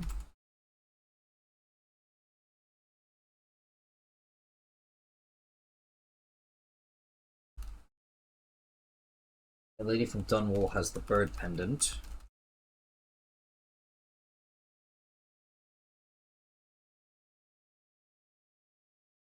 Okay. We know that there is a lady in white outfit who spills her beer, so this is very important. We know the lady in the white outfit spills her beer, right? And we know the lady drinking absinthe has to be in the center no matter what. Has to be P3. Always. Because they are in the center. Lady in white is drinking beer, and she's next to a guest in purple. Purple, we learned like nothing about purple. I'm pretty sure everything I learned about purple was sheer conjecture. I'm actually almost tempted to say that the lady in purple is the one who has the diamond. But we'll get to that point eventually. At some point, maybe, hopefully. Right. So, let's start collating our information somewhat.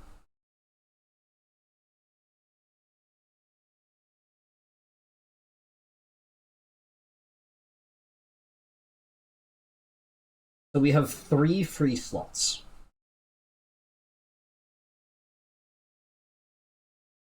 Lady Finch cannot be the person in red. She cannot be Natsu. Natsu has to be in one of these 3 positions. Right? Because Lady Natsu's wearing red. We've established Finch is on the far left. And she's ostensibly not Lady Natsu. So Lady Natsu in red has to be in one of these positions. We know that white is by purple, which means blue is probably Lady Finch.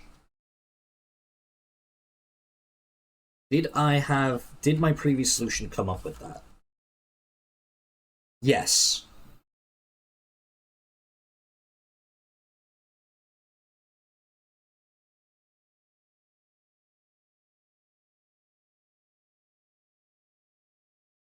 Natsu's in red, she can't be Finch, she can't be green, she has to be one of these 3 positions. White is always to the left of purple. So that means white either has to be in position 4 with purple and 5, or position 3 with purple and 4 and red there. We tried red in the center. That could be right, but we might have messed up all the other stuff.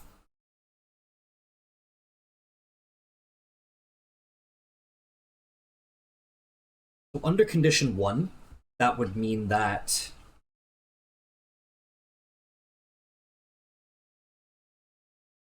white can't be in the center is drinking beer.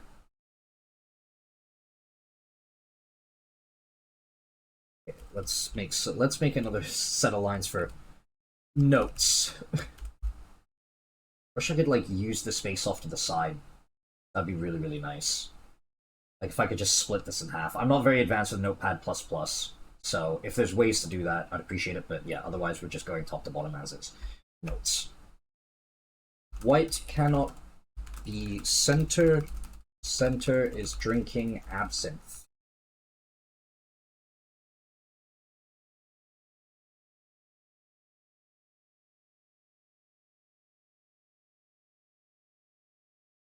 White has beer.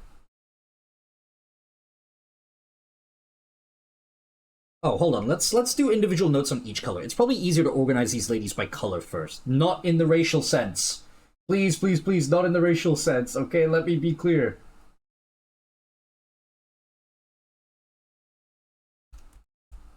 Okay, I really wish I did not make this all caps now. That annoys me.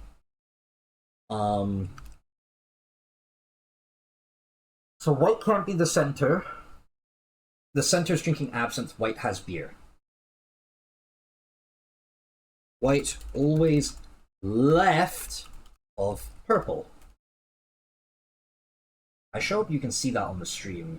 Yeah, okay. Well, you can't see because my alien is in the way, but oh well. Right, we're trying to solve this. We're trying to solve. If white is always left of purple, white cannot be position 5. So white either has to be 3 or 4. It has to be 4 because it cannot be 3. It can't be the center. So let's say white is P4 again. And let's say purple is P5. Red has to be the center as Natsu. I'm coming to the same conclusions I came before. She's drinking absinthe. Okay, we've not set up anything else, right? We still don't know anything about purple, but we'll get there. Okay. Countess Conti shows off traveler from Baleton's dressed entirely in blue. So that would mean that Finch has to be blue from Baleton. I'm coming to the same conclusions.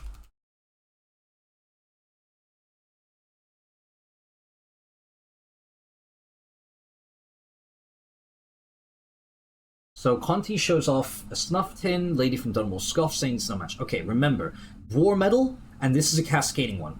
Someone else carries a war medal, and when they see it, the visitor from Debokva, who's next to the war medal holder, almost spills their neighbor's whiskey. So it is possible that white drinking the beer is from... Am I just repeating the same thing? Yes, I'm repeating the same exact damn thing.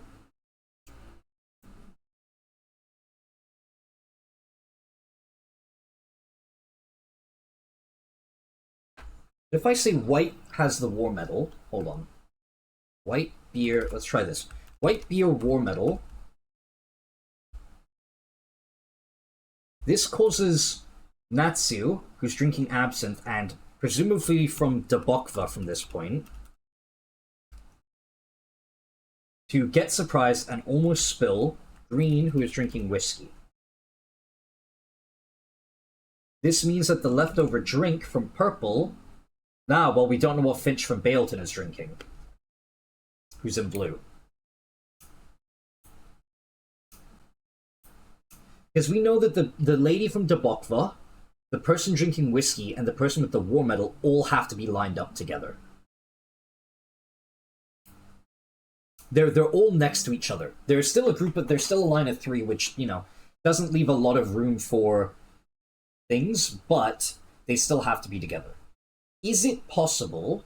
No. If we've established absinthe is in the center, that means whiskey either has to be position 1, 2, 4, or 5. They cannot be position 3 ever.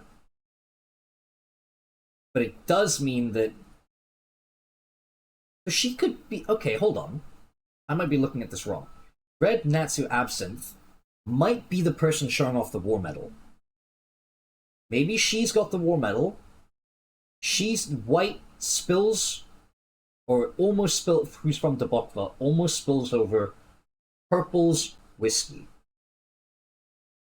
That's a possibility. There's nothing that says the lady in red, Natsu, drinking absinthe, can't have the war medal.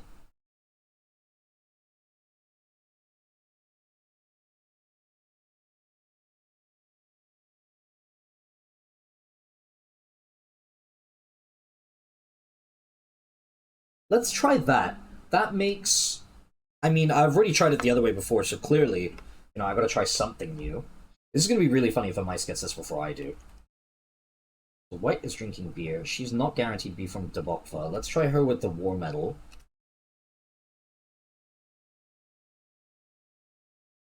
So if we give the war medal to the lady in red in the center, she ends up being from Debokva, and she ends up drinking whiskey. Okay, not bad.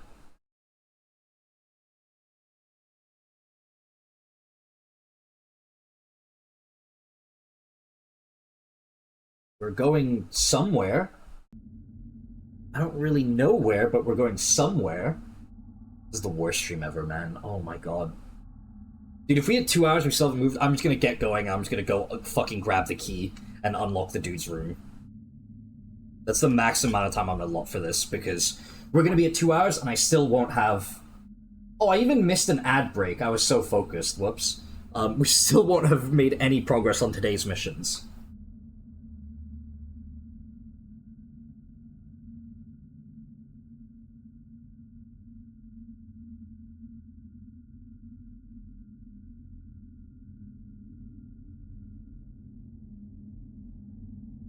Okay, so, Purple has whiskey, War Metal, Debokva, Lady Winslow raises her rum and toast. So who do we know? No one else. That can't, well, Lady Winslow can't be Lady Finch. Center's drinking absinthe, white is beer, purple is whiskey, which means green is rum, which is Winslow. You know, I should really organize these. Well, whatever. Okay. The lady from Karnaca, full of wine, jumps up onto the table. So now...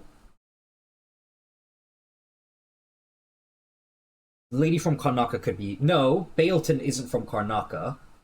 Finch, we said Finch was from Bailton because she's wearing blue. Why did we say that? Great question. I can't even interrogate my own thought processes anymore. Finch is at the far left.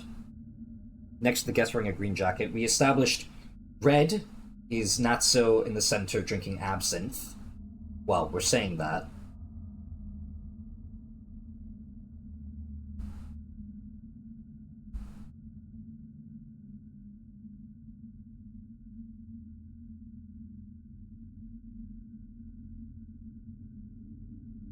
The lady from Karnaca...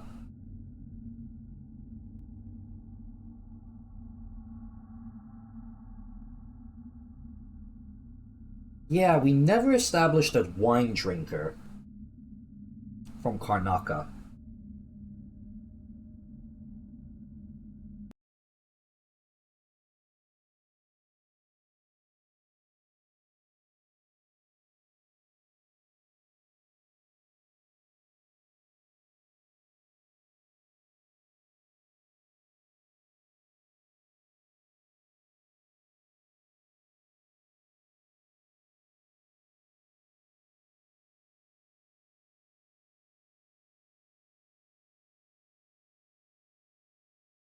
Oh, fucking hell. Green and purple we don't know anything about in terms of drinks. Drinks we know. Beer is beer. Incredible. Beer is beer. Awesome. I'm so smart. Absinthe position 3. Wine belongs to Karnaca. Whiskey's an unknown. Yeah, I feel like I need to scrap this now. Holy crap.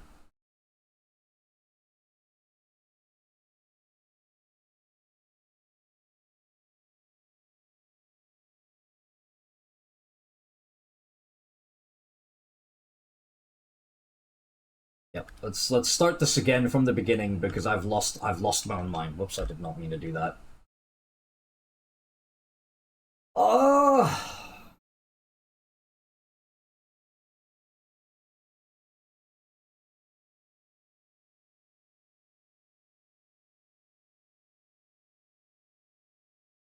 Finch is far left, next to green. In the center has to be whoever the absinthe drinker is. They can't be green, and they can't be Finch. The person in white is always drinking beer. So they can't be the person with absinthe. So white can never be in the center, and they always have to be left of purple. This seems like the correct setup. Like, I think the start here is okay. Green is Lady Natsu, so she can't be Finch. Sorry, red is Lady Natsu, so she can't be Finch. Green, we're told green is in position 2. Like, that's explicit. We know white is always to the left of purple, and in the center is the only one with an unknown color, which is why I say that's red. Let's do this in the order we get the information as well. Ugh! The traveler from Bailton is dressed entirely in blue. We got blue because we know every other color's position, which is why Finch is blue, From Baleton. Okay, that's how we got to that point. I have to redo my entire thought process to get here. Fine, that's okay.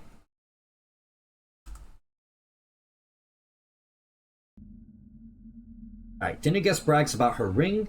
The woman next to her says they're finer in Baleton, where she lived. So, if blue is Baleton all the way on the left, that means the person green has to be the ring holder. Because she brags about her ring, and the woman next to her from Baleton, Finch in blue, says, oh, the rings are better where I come from. Okay. So that's sort of this entire first paragraph solved, quote-unquote. Conti shows off a prize snuff tin. Conti can't be Finch. Conti can't be green with the ring. Conti can't be Lady Natsu with absinthe. So Lady Conti has a snuff tin.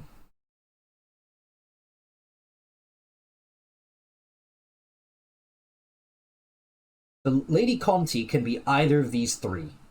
But if we're saying absinthe is red, because it's the only position we didn't have, then that means it's Lady Natsu, right?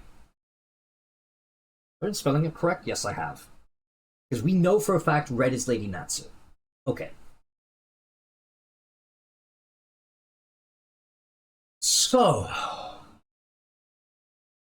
Conti is either the one with the beer, is either white, or is purple.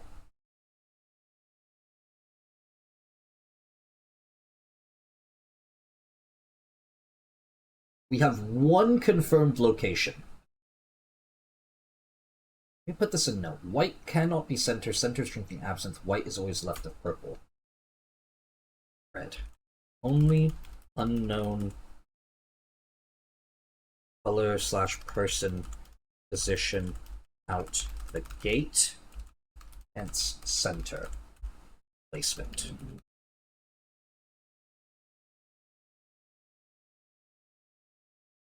Red equals Natsu. So I'm writing these down so I understand my own thoughts as I go through.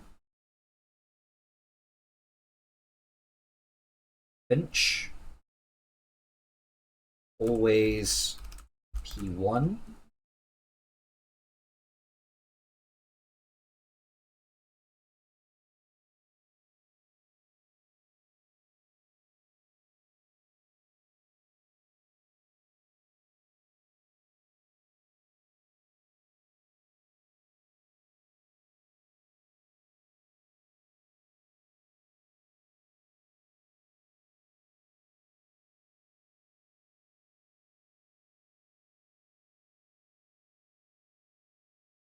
Oh, that goes too far across.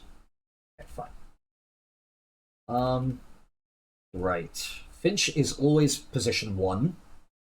We determine she's blue / Baleton. How do we do that? We do that because we know that green is not blue. Natsu is red in the center from our deductions. White is not blue, and purple is not blue.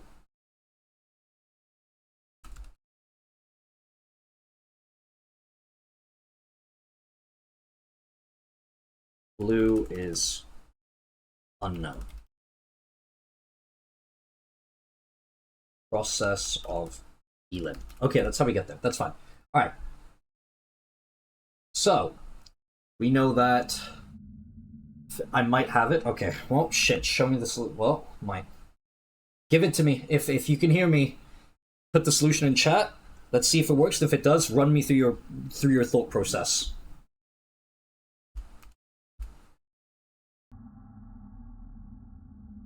In the meantime, I'm still going to work on solving this anyway.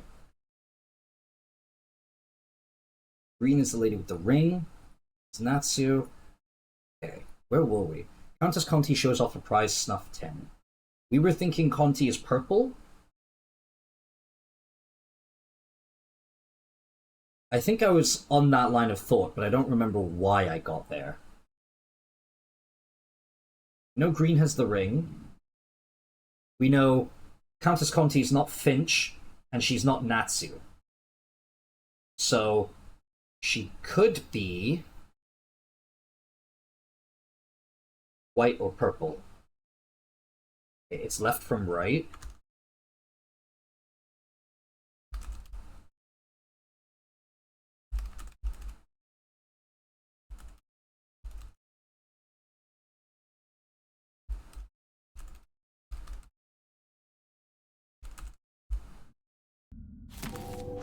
Oh shit! I accidentally threw my mouse. Whoops. Somewhere there is still. Well, he's going. Okay, Winslow. Well, he's not done yet. Winslow, hello, Lester. Welcome to the stream. Sorry, I'm too locked in. Ooh, a riddle. Yeah, it's hard. Winslow, Marcola. Whoops. Marcola. Natsu. You're missing someone, dude. Winslow, Marcola, Natsu, Finch. We still don't have Natsu, Finch, Conti. That's what you think. And who's the matching ones? I'm assuming it's left from right looking in our direction of left from right, but I guess if you were sat at the table, yeah, I can see why it would be like, you know, because you're sat, or you could be sat this way. Wait, show the entire screen please without moving. Hold on.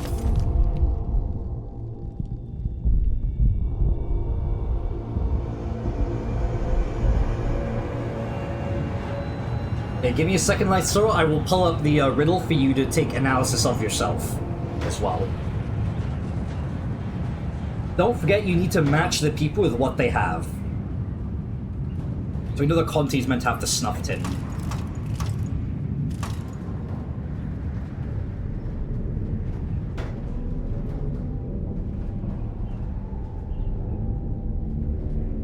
You got, okay, let's say you got the names of the placements right. You still need to figure out who has what. Finch is the war medal.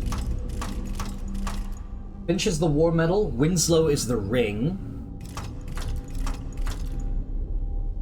Natsu is the bird. Let's see. Oh, a mice! Mark calls the diamond. You're a genius. All right, run me through your thought process. Now to find So I enemies. guess you were right when you had it going right to left. Wow, I didn't even solve that myself. GG, incredible. I am a foolish man. If you want the solution, call me and also show the riddle. Can you write your thoughts in the... I mean, actually, yeah, I can just pull you up in Discord. Alright, why not? Give me a second, because I ain't writing it down. No, that's fair.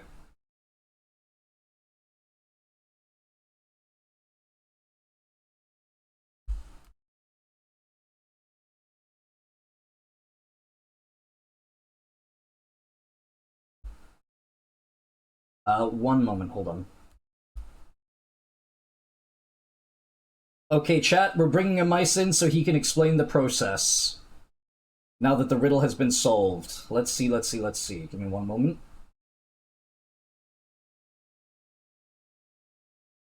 Hello? Hi, alright, let me quickly pull you up on... Let me make sure the Discord should be unmuted. Can you say something? I think I need to change the... Nice. Hello? Okay, I think the stream should be able to hear you. You might be quite quiet, though. Yeah. Oh, fuck, you can't hear me? You can hear me on the stream. Good enough.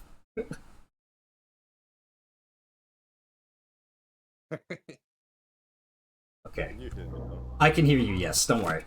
Alright, run us through it. I will boost you up just for this. Hold on. One moment. Let me pull up the Discord so it's a bit louder. Quiet. Alright, go for it. Explain.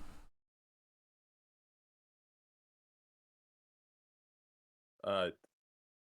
So, from the beginning, we all know that Finch is on the far left. Yep. Left is green. Yep. And that is basically all we know at the beginning, right? Well, So yeah, just pretty much, yeah. to color match. We know that white has to sit either in the middle or the right. Yep. And on the right side of the white person will have to be the purple one. Yep. Okay, wait, I have to remember my actual thought process. Good. Hold on. When you did it, you went from Conti... Ah. So you started from here, didn't you? And then, okay. See, I got mixed up. I would always start from here being the far left. That's probably where I kept going wrong over and over. I don't think... No, it doesn't seem like the... Finch is on left, she's not on far left. Oh yeah, you're right. Huh, that's weird. How did this solve? I think it just need to match the names with the pendants. Doesn't matter what the Fair order point. is. Yeah, okay. It does ask you that, but getting the order at least helps. Alright, fair point. So we know Finch was all the way at the far left, green jacket. Lady in white has to be middle or fourth position. Next to them is purple always, which means the last one. Okay. Were you not writing it down as you went along? I was writing it. I was just writing down the positions. I wasn't writing down my footsteps. Fair. Well, let me put my notebook away. Oh. Oh shit. No. I'm gonna go move my pen, BRB. And grab a drink while I'm at it. Feel free to just explain the chat as you go. Or don't, up to you. Yeah, as soon as I remember.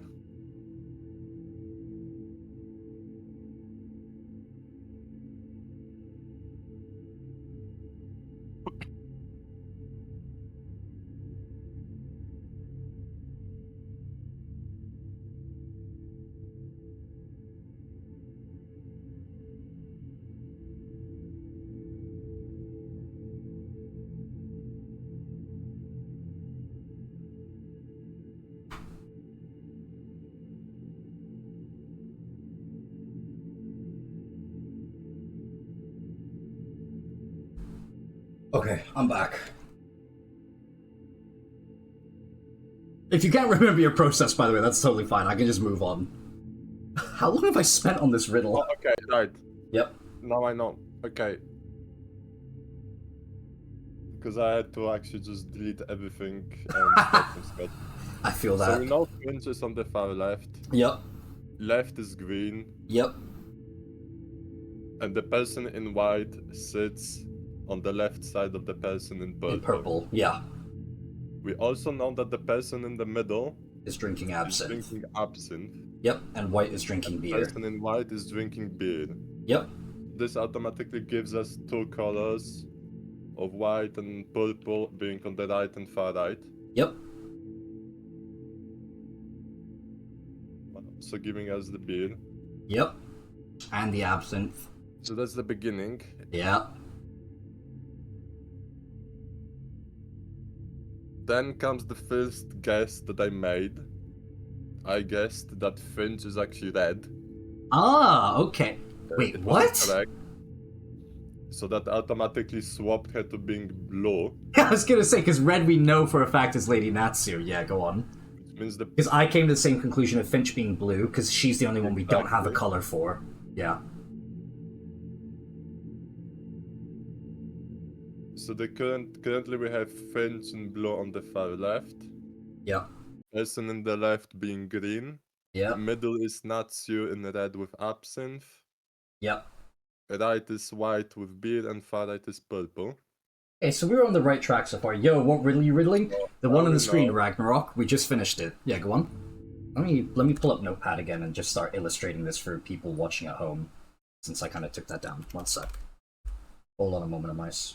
Oh, it's still saved on my stuff. Epic. Hold on one moment, chat.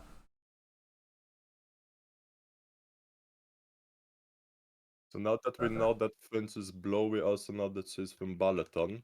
Oh, I already had the old one up. Wait, when did I still have it? Oh? Which means the person... Oh, yeah, we know blue's from Balaton. Yep. So this seems all correct so far, right? What I got up to before you solved it. Yeah. Okay. Yeah. So now comes the second educated guess. Yep. This is basically a 50-50. Great gamble, it worked out. Correctly, you have the other answer. Yeah, true.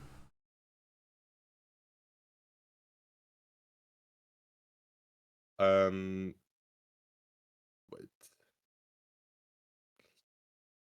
Because I think by this point I was starting with the war medal, or from knowing that Conti is the snuff tin.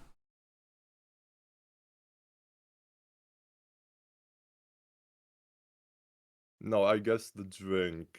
I just need to remember which two of those were actually. Fair. Yo, what riddle are you riddling? We're doing the Jindosh Lock riddle, if you remembered. If you remember that one from Dishonored 2 Ragnarok. And welcome to the stream, buddy. Great to see you. Thanks for joining. I spent 2 hours trying to solve this, and Amice came in and did it in about... Let's see, how long did it take him? He came in and did it in about 30 minutes, compared to my... Or actually, maybe less, compared to the 2 hours I was spending trying to solve it. So this is the riddle for the Jindosh Lock. You can find the solution written down elsewhere in the level, or you can just knock a guy out and / kill a guy and bring him to a different guy, and that will also give you the solution. Or give you a way through, but I've never done it by actually solving the riddle. And even today, I technically did not do it by solving the riddle myself. Yeah, alright, if you have your continued train of thought, keep going, Amice.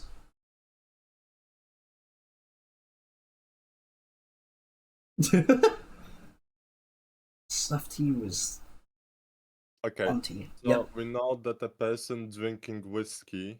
Yep, is to the left of the Bokva. Or next to the Bokva. Needs to be either one of the left ones. So if I Right. remember correctly, I guess that the left was drinking whiskey. Which was incorrect. Which meant far left had to be drinking whiskey.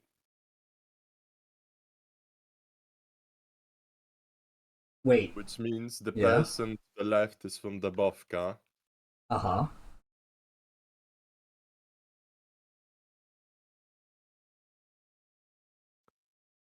Okay. Which means Finch is carrying also war medal, so we already have one person fully done. So you think Finch had the war mind? I'm thinking I got Destiny 2 on the mind. Was war medal, which means green was from... If she shows the war medal, that surprises green carrying the ring from Dubovka. But, oh, I've gotten this written out the wrong way then. Hold on.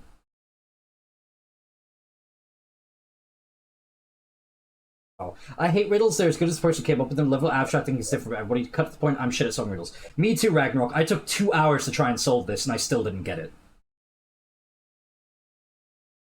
I was getting there, but I never quite made it.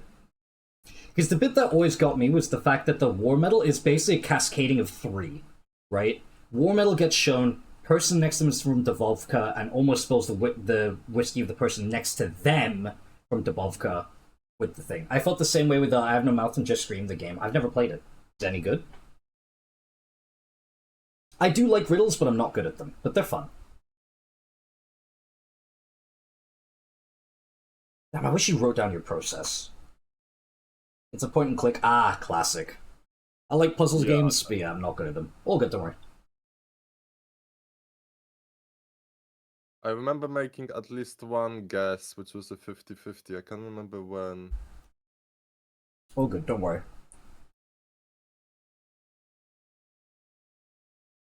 Because my original line of thought was I actually went Dubovka is in the center.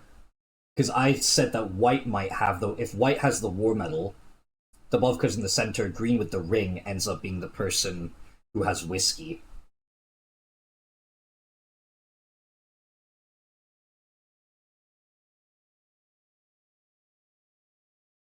Because in terms of drinks, we have 2 positions. Look, see, now we have to resolve it, we can't do it. This is a really good riddle, honestly. I think it's actually very fun to solve. It's a really great brain teaser.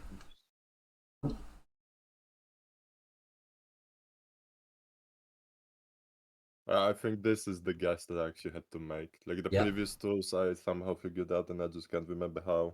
All good, don't worry. You have to guess who is drinking rum. Winslow, yeah, who's Lady Winslow? At the left or right. But yeah, because you know it can't be it can't be Center, and it can't be Finch, it can't be 4, so it has to be 2 or 5, yep. Who did you guess was drinking rum then?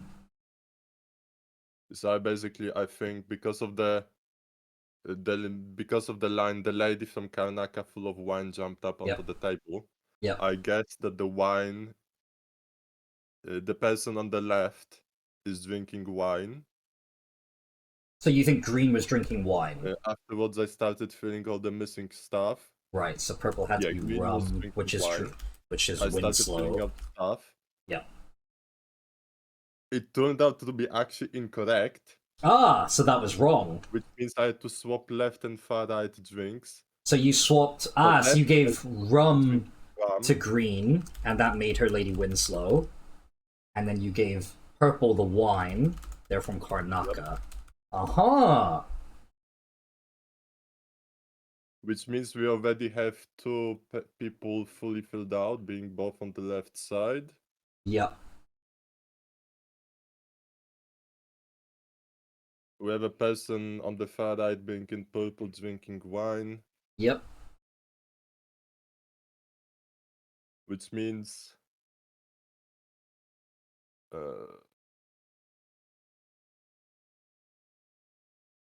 Rum, absinthe...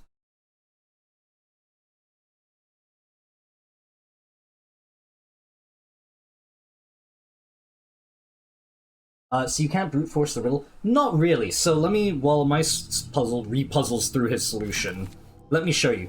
Basically, the problem is that there are 5 names you need to match to 5 items. So that's like, what is how do you get combinations? Like 5 to the power 5 or something? Is that how you solve those? I don't remember. It's either 5 times 5 or 5 to the power 5. One of the two. Either way, there's so many possibilities that you can brute force the puzzle. It's just gonna take you a long time, because you have to try 5 different combination setups, and they all need to be correct. It's not like you know, match one thing and then it locks in, and then you only have to solve 4 more. It's you have to get all 5 correct at the same time. So yeah, I'm pretty sure it's 5 to the power 5, which is... I'm really, really dumb. I don't know why I can't do that off the top of my head. That's like, what? A big amount. A really big amount. There's a shitload of combinations, basically. I think there's actually websites out there that solves it for you. Oh, good. And again, here's the riddle.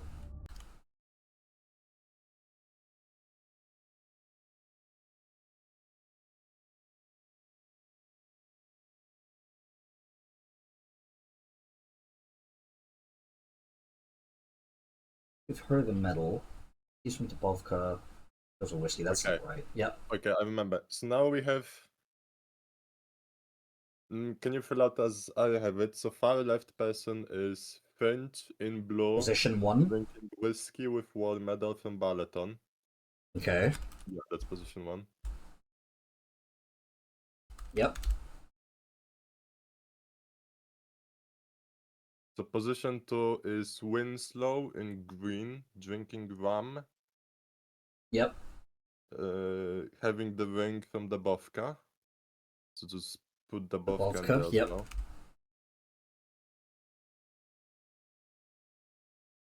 The person in the middle is Natsu in red with absinthe. The person on the right is white with beer. The person on the far right is purple wine with Karnaka. Yeah. So there's only one person that remains unnamed and doesn't have the location, which is Marcola Freport. Yep. And she has to be on the right side. She has to be white with beer, yeah. Because we don't know where white is from at this point. Ah, good catch. Ah, I see where I went wrong. I see where I went wrong now. I got confused by the war medal. We also know that... Yep, go on. You continue on first. So we know that Natsu in the middle has to be from Dunwall, because that's the only location left, which means she also has the Pirt pendant. Yep. That's 2 people we now have the thing solved. We also know that the person in the far right is Conte with Snafton. Oh, how did you get that one? And the final person. Oh, because Finch, wins. Right, of course. Well, that was the only name you named. Yeah, of course. Ah, okay, I see why I went wrong here. So when you read, someone else carried a valuable war medal, and when she saw it, the visitor from Dubovka next to her almost spilled her neighbor's whiskey. You read that. I think this is where I went completely wrong. So you saw it as, let's say position 1 has the whiskey, has the war medal. The visitor from Dubovka goes, oh my god, you have a war medal and almost spills her neighbor's whiskey. So you interpreted the whiskey to be belonging to the same person at the war medal. That's where I went wrong. I thought that that meant, oh, the person next to, following in a line, would be, so i.e. a third person gets involved, has the whiskey. So I thought you're given information for 3 different people. One has war medal, one's from Dubovka, and one has whiskey. That's where I kept going wrong. Now it makes sense. Oh my god, that's so frustrating. You have to make at least 150. Oh yeah, you have to make a few guesses, yeah, for sure. Okay, cool, there we go, and that ends up being the solution. Huh. I hate this riddle. This took me 2 hours and I still didn't get it. If the guess is correct or not. That's fair. Here's what it actually looks like. Here's the actual solution. There you go. Thank you. Yeah, fa. There's the actual solution. Highlight it out. Remember, by the way, that this riddle is randomized. The names, the drinks, the positions, the items are all randomized every time you play this game. Or like in every new run or every new boot up of the mission from scratch, from like the very start. It's a good riddle, but goddamn, it's hard. Alright, that's enough of that. It's time for gaming. Mice, thank you very much for coming on and explaining your, thank you for explaining your thought process. Great to have you. Okay, right. Well then, it is just us once more. Allow me to lower my Discord volume again and re-mute it. Okay, so that took me 2 hours. Normally that would be an entire level, and by all technicality, that is the entire level. However, I do want to show off a few things. There's actually something that said I like it. Yeah, it's a good riddle. It's genuinely a very good riddle. It's a real honest-to-God brain teaser. I think it's put together very, very effectively. So, the other ways you could have done this mission are by delivering one leader to another, either Paolo of the Howler's gang to Vice Overseer Byrne of the Overseers, or you give Byrne of the Overseers to Paolo. The other way involves you either solving the solution yourself, or going and finding the solution that someone else in-game already figured out. So, we're not going to go just yet because there's a lot of level left to do. I should have written my thought process back to daily farming. No problem, thank you so much for taking the time to come out and help. I appreciate it. So we're not going to deal with either of them. We are just going to do things for the sake of it. There's not really any flies here on this swarm. Because there are obviously blueprints and paintings and other assorted things for me to get. And I would like them. That would be quite cool. So, we were talking about Paolo before, right? Wait, so you were actually stuck enough 2 hours? Dude, I was struggling. I was writing it down on paper first, and then that just didn't turn out. That didn't turn out. Okay. I don't think I was stuck there for 2 hours. I think I got to that point around the 50-minute mark of my stream. 45 minutes. So I was done by the 2 hour mark of my stream. So I was stuck in there for around an hour to hour and 10. Hour and 30 if I'm being, like, uncertain about how long I truly took. Anyway, I was stuck in it for a long time. Because like I said, I kept misinterpreting that one line about the whiskey. I assumed the line about the whiskey and the war medal involved 3 separate people, rather than the person next to the person with the whiskey also being the person with the war medal. Yeah, I'm not smart. I tell you guys a lot. I'm really not very intelligent. I am being dead honest when I say these things. This isn't me being some kind of humble or whatever. No, man, I'm just not very smart.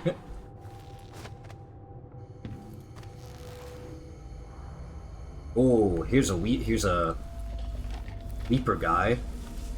Let me drop him. Oh, they don't like that. Oh, there's multiple of them! Oh my god, okay, that's not cool. Yeah, it only took a mice like half an hour to solve that riddle. Because he's a smarter man than I. Though, in my defense... Yeah, I don't have a defense.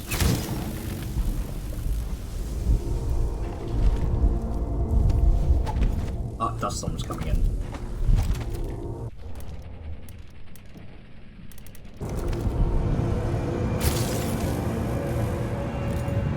Oh, you're kidding me, lad.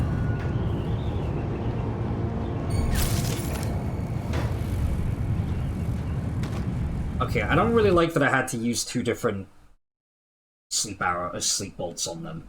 So, we're gonna go investigate Paolo. Remember we talked before about how Paolo turns into rats? Pretty much, Paolo has a magic charm that allows him to live, but the charm is quite an interesting one and might actually be familiar.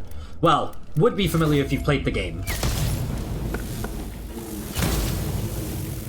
Really? I nailed one of the single flies instead of the... okay.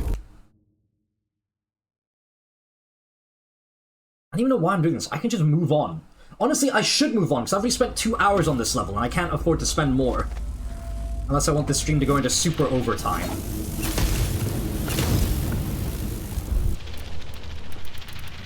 Why am I bringing up the menu? I have these shortcutted.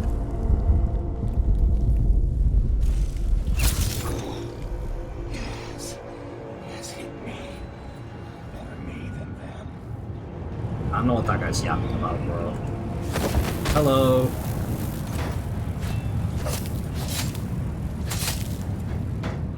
He's unconscious. They're unconscious. All is good. Fine. Great. Awesome. So dried husks for me.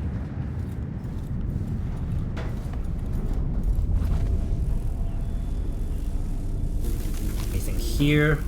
Let's see what. Dishonored Dementia Simulator. I've been here before. I've done that already. Yep. That's the save scum life.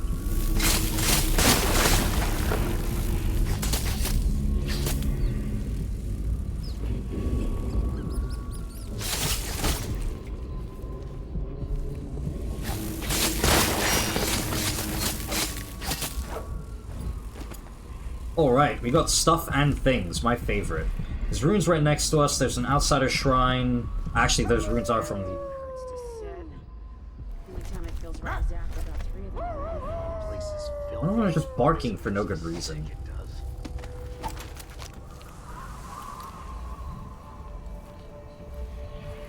Remember, let's play the avoidance game if we can. Just because I've been going around knocking... Why did you turn? Just because I've been going around knocking people out doesn't mean I should be knocking people out.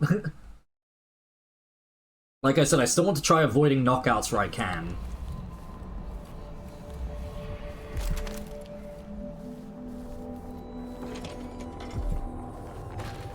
Totally safe, no one's up here. We're good. Dust District! Yep, it does indeed. We are indeed in the Dust District. That's true, game. This must be Paolo's place. Yeah. Wonder how you figured that out. Alright, here we go. Paolo and the Inaccessible Cardinal. There you go. Nice painting for us. And another painting here of not of Jessamine, sorry. Of Vera Marais and the affix of her skin. If any of you remember, this is a painting from Dishonored 1 as well. And hey look, a shrine to the outsider. I remember that name. Because we found the thing underneath. It keeps howling.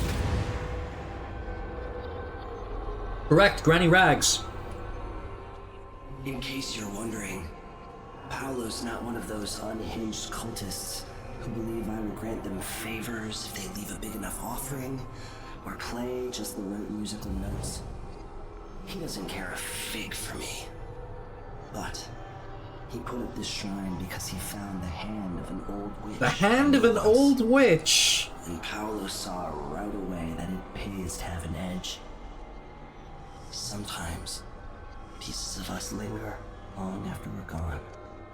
Ah, the hand of an old witch, and a painting of Vera Marais nearby. No time stripping it to the bone. What will he leave behind? And what about you? Who will you leave to pick up the pieces here in the Jewel of the South? I like Dishonored 1 outside of which better. I think everyone who's ever played both of the Dishonored games always agrees that Dishonored 1 has the better outsider by far. Like, I don't hate the VA for Dishonored 2's outsider or anything. I think he does a fine job with what he's being given. But it's more like they just completely changed the character of the outsider in this game. And not for the better. They removed a lot of his mystique and mystery, shall we say. He goes from being a kind of emotionless machine only interested in seeing your actions and what you do, to being a guy who's actually kind of invested and almost takes Delilah and what she did personally. Anyway, right. We're missing a lot of stuff, but to be honest, I don't really want to proceed any further because it gets a lot harder the deeper we go in. And we've already solved the whole thing we came here to do.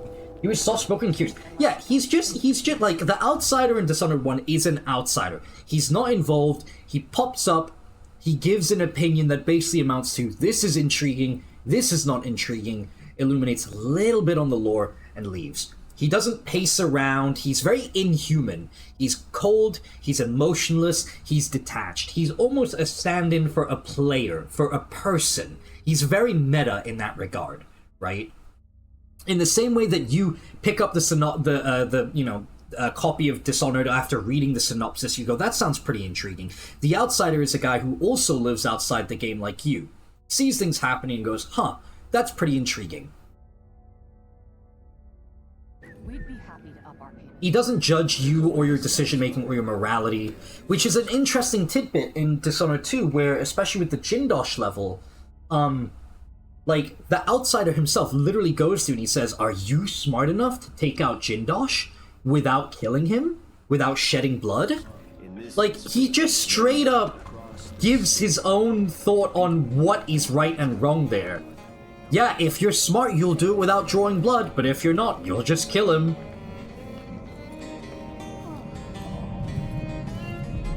I don't know. I don't like the outsider in Dishonored 2 because he gets too close to being human. Yes, he was once a human to come god, but like, he's not a human. Stepping away for a moment. Don't drink all the rum. What's going on here? Shit. I whiffed it. Does that count as a kill, actually? I'm kind of curious. I don't think it does. I want to knock out Paolo just for the hell of it. Alright, I'm stepping away for a moment. Don't drink all the rum while I'm gone. Huh?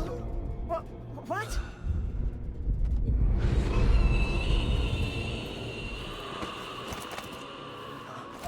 Where'd you disappear to? On the sandstorm coming at the same time, playing the cool music. Nice. Oh, that bug again.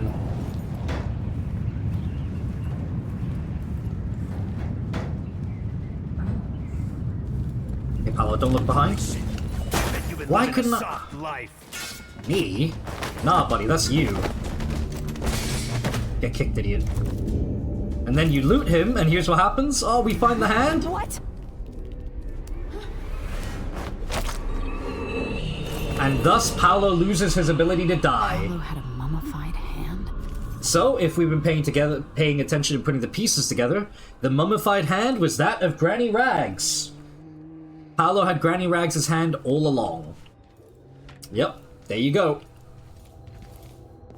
So he found the hand of Granny Rags, took it for himself, and it gave him the ability to survive one death. You can actually pick that up quite quickly, or figure that out quite quickly, when you notice he turns into a swarm of rats. The exact same way Granny Rags does when you kill her once, or when you try to attack her. Anyway, we're actually not going to do any of this. I'm going to go back to my save, and we're just going to go all the way back to the Jindosh lock and move on to the next level now. It's been 2.5 hours, I should move on. There's way more to this level, but we're not going to explore it in this run. Sorry, everyone. We're getting out of here now. Away for a moment. Don't drink all the rum while I'm gone.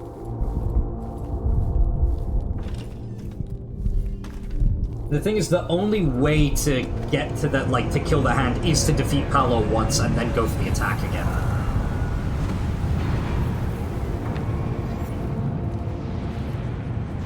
Dead body. Who did that? Ooh, who did this?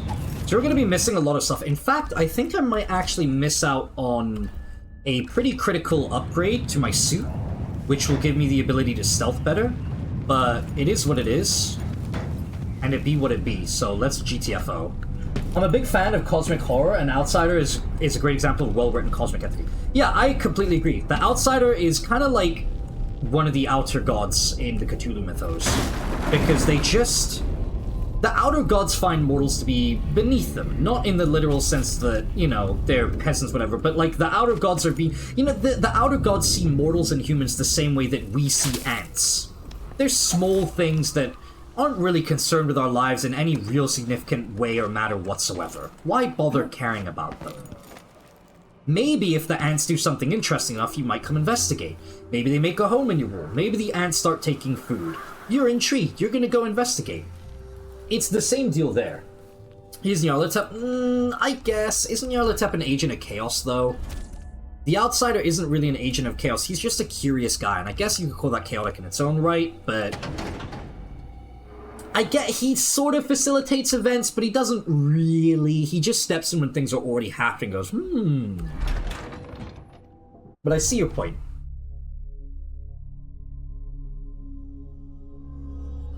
Pops in here, pushes things here and there, pops out. Push is a really strong word. Like, push is a really, really strong word. I wouldn't even say he does that.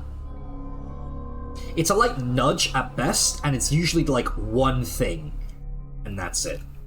But yeah, I agree with the general, like, feel of that statement, for sure. Jindosh Lock. Solved the Jindosh Lock without obtaining the answer from anyone else. Uninvolved. Eliminated neither faction leader in the struggle for the Dust District. Gave Corvo powers. And yeah, that's... I mean, I guess it's a push, but like I said, it feels more like a nudge. He doesn't dictate what Corvo does or anything. He just goes, here's a thing, you do whatever you want. I'm not even going to subtly hint at what you should do. The future is yours, right? I guess it is a push, but I don't know. I find a push should be a little bit more involved than that. And that's kind of the thing. The Outsider is really uninvolved in everything. But that's my take on the matter. Ultimately, it's really just pedantics. Like, the point is the same. The Outsider absolutely does pop in, have some impact to some degree, whether he intends to or not, and then fucks off. Anyway, right. Ads are actually about to begin. Really sorry. So we're going to do a quick 3-minute ad break, and then we will come back and we will do the next mission. A Crack in the Slab, which is one of the best missions ever made. You will all see why, for those of you who have played Titanfall 2. This will be a very familiar level. Right. Let me quickly read this. A Crack in the Slab, Mission 7. A strange ritual was performed 3 years ago in Aramis Stilton's manor, involving Delilah Copperspoon and her followers. Once inside, find out what you can about Delilah's secrets. Alright. I'm going to run the ad, and I will see you all in 3 minutes. BRB!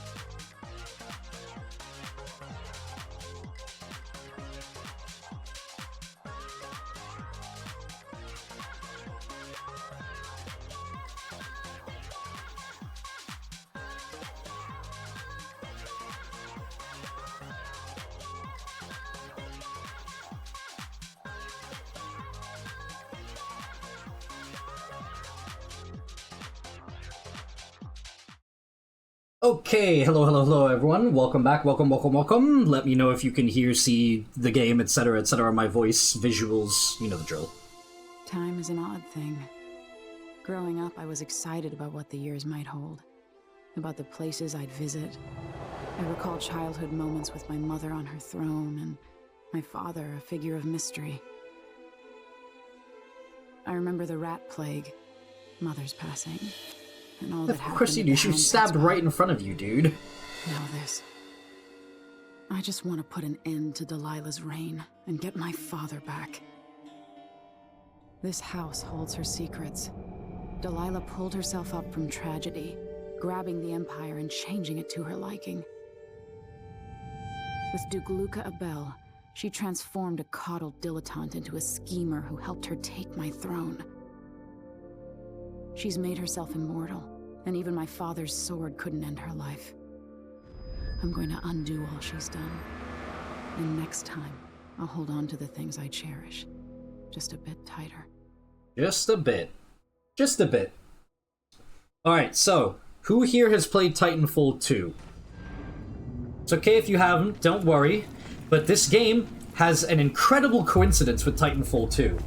In that, this level and Titanfall 2 both, or this game and Titanfall 2, both came out in 2016 with a very, very unique singular level based around a very intriguing premise. I'm not going to say anything, but if you've played Titanfall, you probably already know what I'm talking about. It's like the standout level everyone talks about when it comes to Titanfall 2. Yeah, it's a really crazy set of coincidences. That they basically ended up making the exact same kind of level design. Or like the exact same kind of level. I barely remember anything about the campaign. Don't worry, you will remember when we get here. So here's Stilton's Manor, a really great, happy, fun place.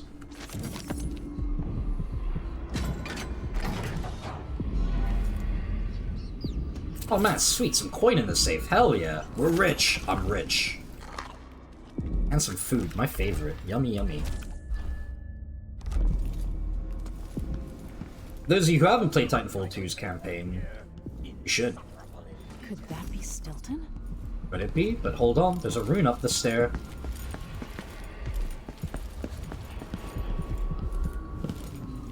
When no one keeps the rooms clean and dry, the house goes to rot. Well, yeah, no duh.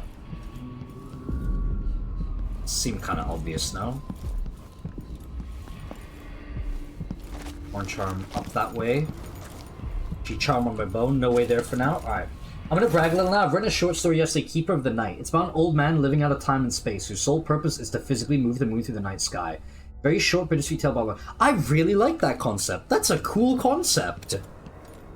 A guy who just has to sit around, who just has to watch the moon and the stars and basically, like, handle them? Or not say the stars, but the moon? That's kind of cool. I fuck with that heavy. Is there anywhere it can be read online? I don't mind you plugging a link to a page you might have or whatever. That's totally okay with me. Since I'm interested in reading it myself. Trying to sell it to Noa Fantastica, biggest fantasy magazine in Poland. Well. A mice! You better keep an eye on that magazine. If you see the story in there, send it my way. Okay, so nowhere to read online for now, then. Duke is paying the Howlers to drop food for Stilton. Piece of bread.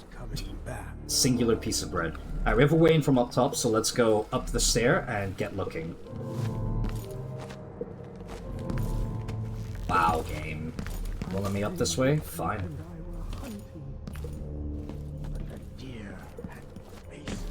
The deer had faces. I write in Polish only, bro wants a Polish magazine? No, I want to read the story, so you will get the magazine, assuming our dear friend Ragnarok here manages to sell it, and then you will translate it for me and send it. Thank you, love you, kisses, mwah mwah. And of course you won't be paid a thing. Hee hee!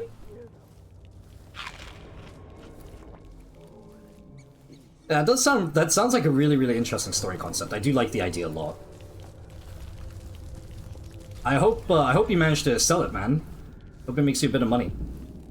How did I get so old? Where are the men of my younger days? You guys just Yapathon 5000, dude. My god. Like a mice.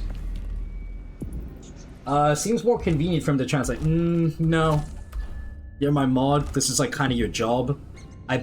I literally don't pay you to do this. Like, come on, man. And here's Stilton, who I think you can just talk to.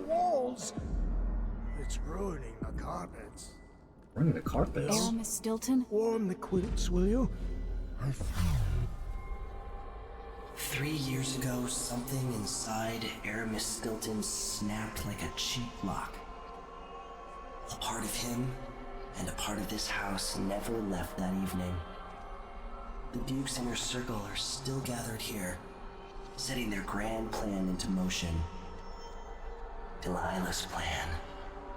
And a part of Aramis Stilton is always here, still breaking. The Void is not exactly a place. Like, stop pacing around, man. Just do your aura levitating from Dishonored 1.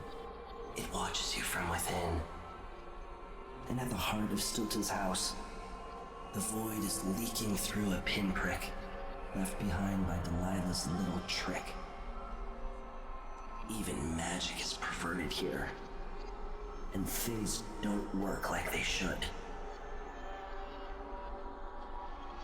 Take this. Imagine it's a kind of timepiece. Go and watch the Duke and Delilah. So, see for yourself what they did. Oh, I'll let him. You got more to say, buddy? The Outsider's Timepiece, and here we go. So, that's on 5, okay. So you can unfold the timepiece. So you remember how Titanfall 2 has a level? Oh. The Duke is in the garden digging up corpses, and he has learned how to sing.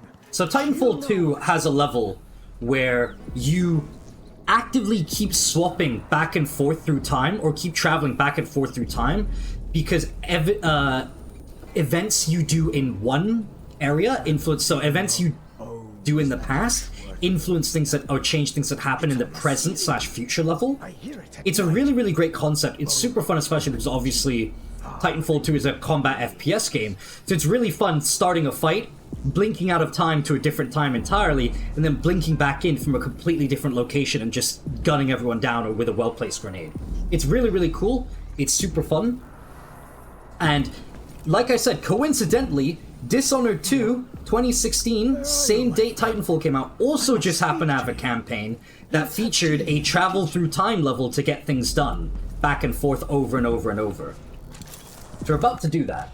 Alright, I can translate it, but there is something bound to be lost in translation. I mean, that's the inevitability of any translation, but I would almost argue that not translating things is the greater evil, so to speak, because even the stuff that is lost in translation, things can still be communicated across regularly anyway.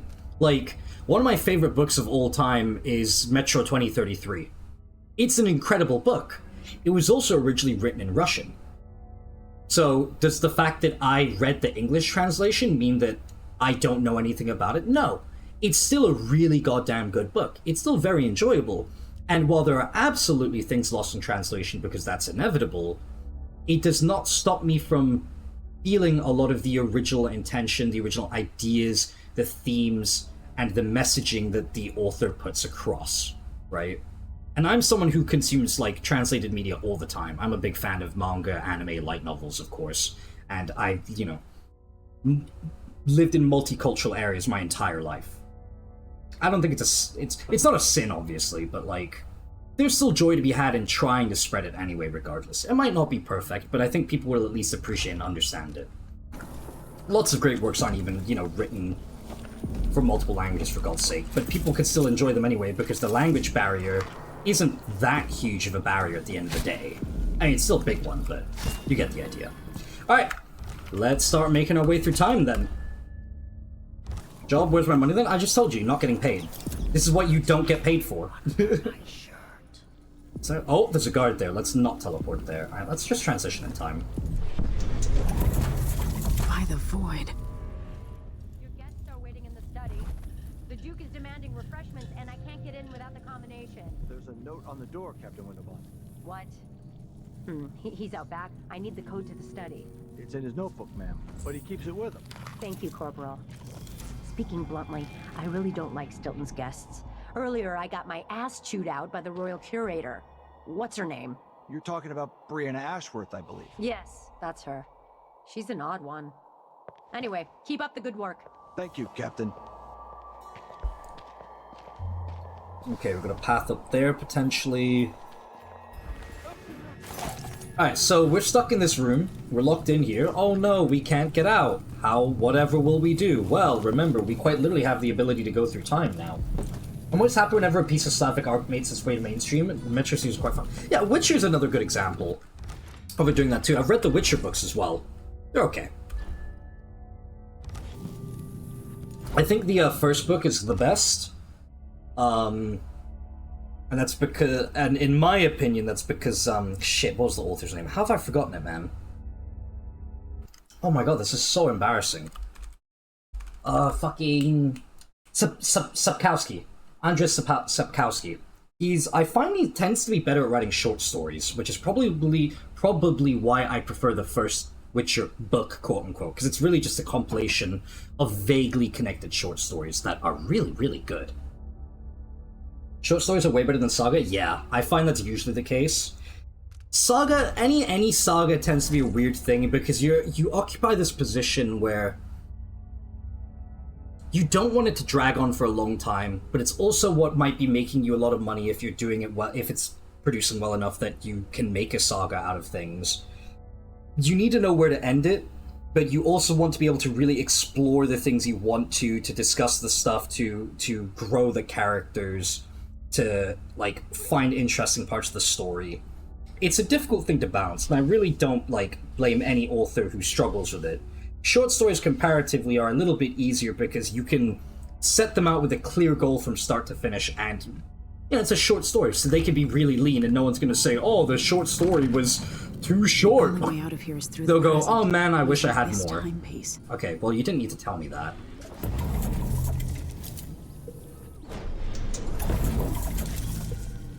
Yeah, so we're just gonna be bouncing back and forth between timelines. It's actually kind of easier Stilton's home to... was quite nice before. Oh, okay, she's Whatever yapping. happened. It's much easier to use the present for the most part to get through areas than teleport back to the past only when you need to, but... What I get? The sock.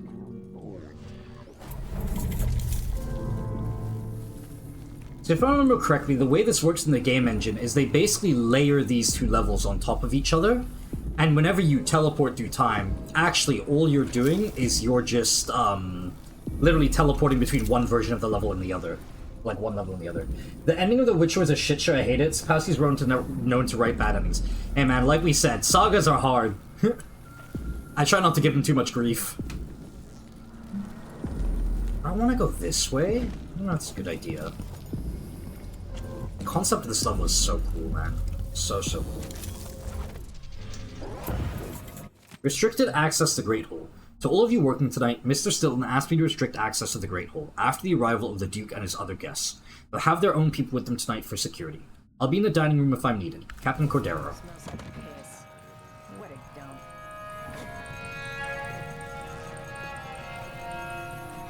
Okay, let's see what kind of little shenanigans I can get up to. Has this guy stopped looking? Yes, he has. Ah, crap. Okay. Not a viable strategy. Understandable, but still aggravating.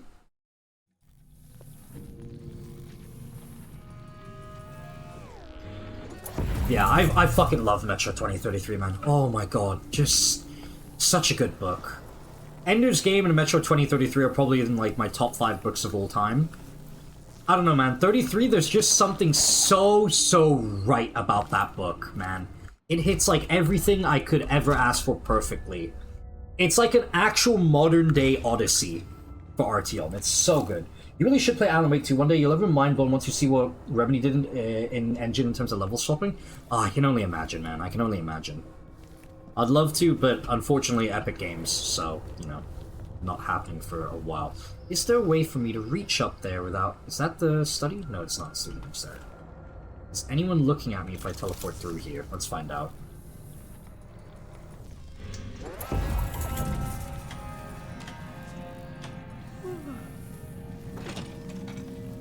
will change in the present based on what I do here tonight. Wow, Emily, that kind of thing happens? I didn't realize. Okay. So if memory serves, there is actually... Hold on, there's a bone charm? There's a charm or something? Yep, up there. And to get to it, I'm pretty sure I need to do something in the past. It's been a long time. Okay, it's only been like a year since I last played this game, I think, but still. I know, I remember the first stream I joined you say you don't fuck with other games. Sorry, homie. It's true, unfortunately. Son of a gun. Oh, there's a fun little trick you can do here, actually. So there's a key in this room you'll want to get.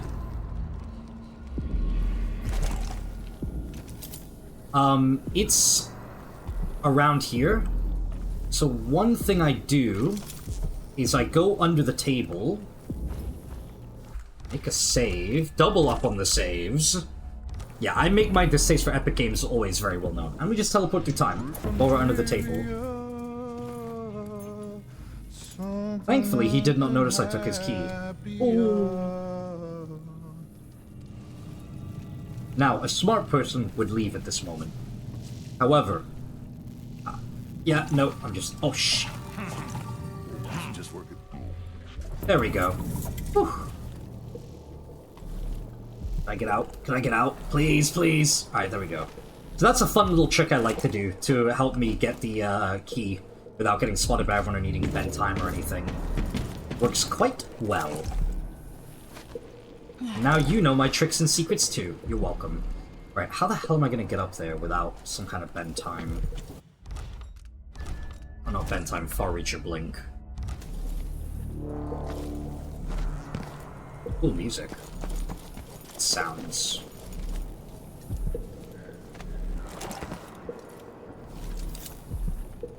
That chandeliers. Oh ho!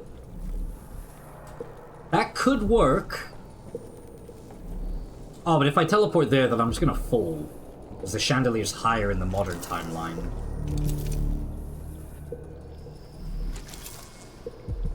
I could do a mid-jump, but I don't know how... Damn it! I need this bone charm! It'll be completely and utterly worthless, but I need it! Please! You don't understand! Oh! I'm the goat.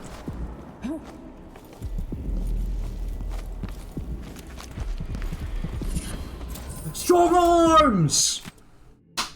Let's go, baby. Strong arms. It only took 16 years. Strong arms. You choke enemies unconscious faster. I think if you unfold here, this is just like an empty room you can't actually do anything with. But let's go anyway. There are things. A few things. Not that many things, but there are things. And that's cool. We like things and stuff. The completionist virus got to you? Sort of. Kind of. I mean, you saw how I did not go anywhere near finishing the previous level. So I would not quite say that. But it did bite me a little bit. I'm working towards Ghost of Tsushima Platinum Trophy. Oh, I would not bother doing that for myself, personally. Obviously, if you're gonna do it, all the power to you. That will be miserable. Have fun. But yeah, definitely not for me. No way, Jose. I played Ghost of Tsushima. I loved it. Great game. Super, super fun. But, Platinum? Haha! I'm not following 16,000 different foxes across the map, buddy. I'm good.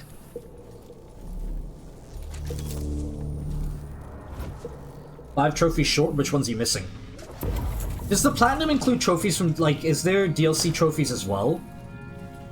Because if so, that's like double GG. There's something else you should know. The center of the manor is off limits tonight. Everything around the study. What's so special about the center of the manor? Nothing, usually. But the Duke and his party are here tonight, and they don't want to be disturbed. So that entire part of the house is under lockdown by the Grand Guard. Oh, damn it, man, I'm an idiot. Take your tone. I assure you I rubbed shoulders with some of Karnaka's best. Free money. Hell yeah, Stilton. Give me all your cash. Yeah, fuck those foxes. They're separate. Oh, that's cool. I gotta be careful because there is one or two nest keepers. There's hound dogs. Can I even stealth take down hound dogs? I don't think I can. I mean, do they really count? Wolfhounds are like summons, and you know, like... Look! Killing a wolfhound doesn't count for assassination or not, but it feels wrong to me. We're killing something anyway. Missing mostly collectibles? Yeah, GG, you're cooked. It's over for you, man. Good luck, have fun. They're separate. Thank God DLC ones are separate, though. Oof. None of them are looking my way. He turns, it's over for me.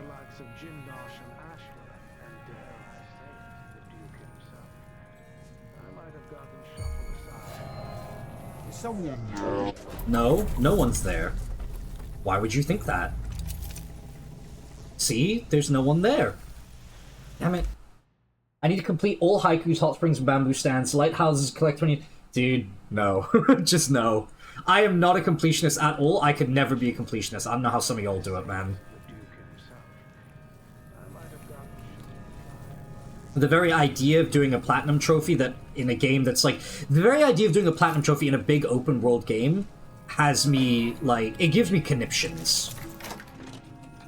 Personally. Stilton's acting odd-like today. Just staring at nothing. I don't think the Duke and Stilton are on good terms. What is wrong Today feels different. Stilton seems spooked. Watch yourself up there.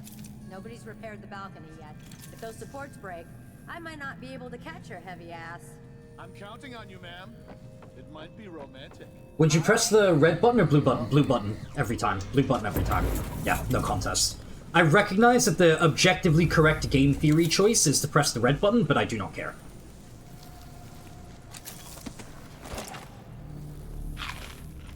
I think the hidden one is for the Big Boy Monk storyline. No idea. I platinum only the games I actually love spending time in. See, I would do the same, but again, when your platinum trophies start including collect 10 horsetails and 35,000 monkey butts, I'm like, you know what? Maybe I don't need to platinum this.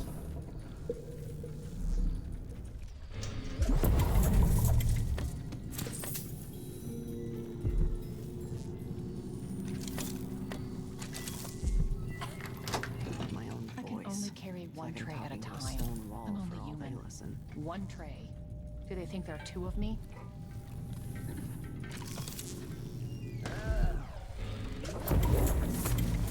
Alright, so my goal for this is kind of to just... Honestly, I'm not really going to go for completionist stuff on this level, because this level is actually going to be... is really difficult without powers. With powers, it's not too bad, and if you abuse the fact that you can teleport around, it's not horrific. But still, it can be a bit much. Alright, there's not really much other reason to come out here, is there? Wow, it kind of sucks. I hear you hate that shit too, yeah. Why, Mice, what was your answer gonna be? Were you gonna hit the red button? Was that gonna be your answer? You're a red button presser? Oh, I need to go to the basement to get the... Oh, Blackbone Charm over in that direction. Could not have done that. Honestly, I prefer collecting crap from pulling some insane overly complicated combo 10 times for a trophy. See, I wouldn't mind doing that, because to me, I enjoy that more since I like the action game aspect of a lot of those games. So, stuff that's like execution, skill-based difficulty, that's fine by me. Like, I'm okay with that, because it shows a degree of mastery and understanding of the game. Find my 18,000 pages? Doesn't really to me.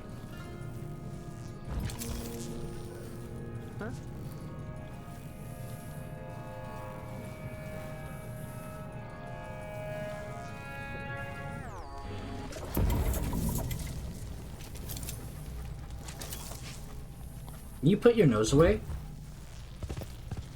Why would you do that? You're so rude and evil and bad. I hate these dogs. I hate using this path. Normally I go from upstairs, and because I have blink or far reach, I just use the little crawl spaces along the top.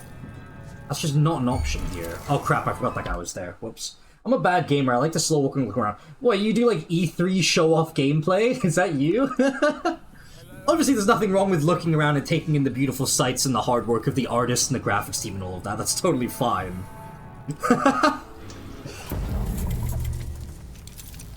I think you could totally do both. Like, there's no such thing as having to be either gameplay only or graphics and vibes only, right? Like you can totally do both.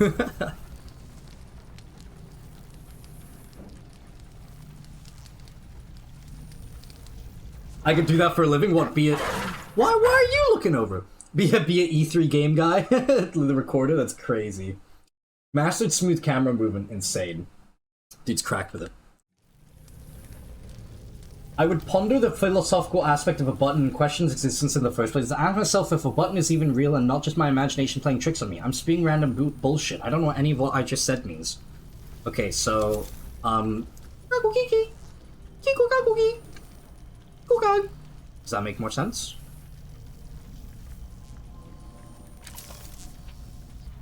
This dog is such a pain, dude. I want him to get out of here. Leave me alone! Akira.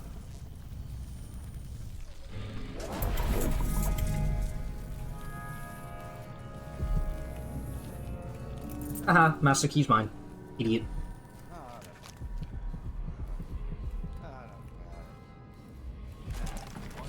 Well, I have a Master Key!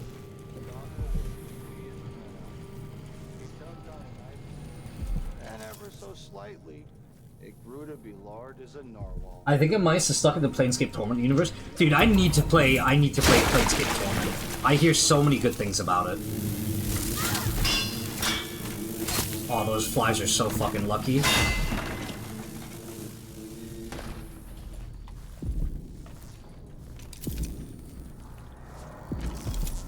Yeah, I hear nothing but really, really great things about those games. They're also made by Obsidian, right? Jay Sawyer? As well, same people as, or same guy behind FNV, or one of the people behind FNV. It's the best game I've ever read. Ooh, hello. Okay.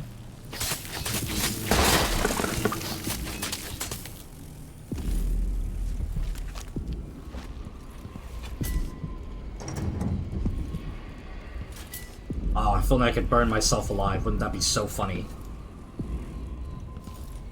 I don't think there should be anyone in here. Oh, it's a safe, though.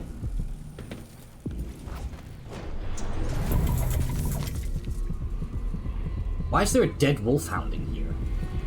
Who did this? It's locked! No! Nothing written inside. Son of a gun! My day ruined! Yeah, I want to play Planescape Torment. I want to play a lot of things, man. What happens if I put the hound dog body in there?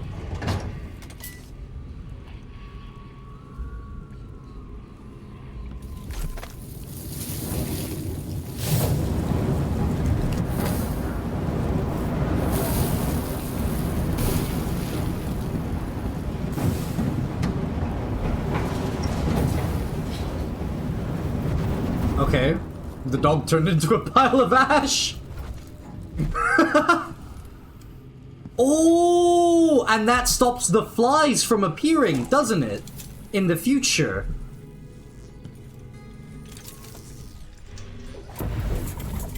Ha ha ha! And the safe code is 238.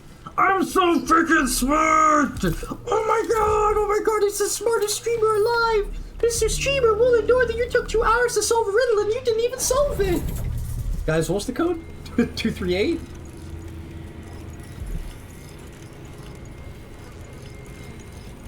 I'm Mr. Intelligent. Familiar scent? Wait, hold on. No. Familiar scent is good. That is good. Muy bueno.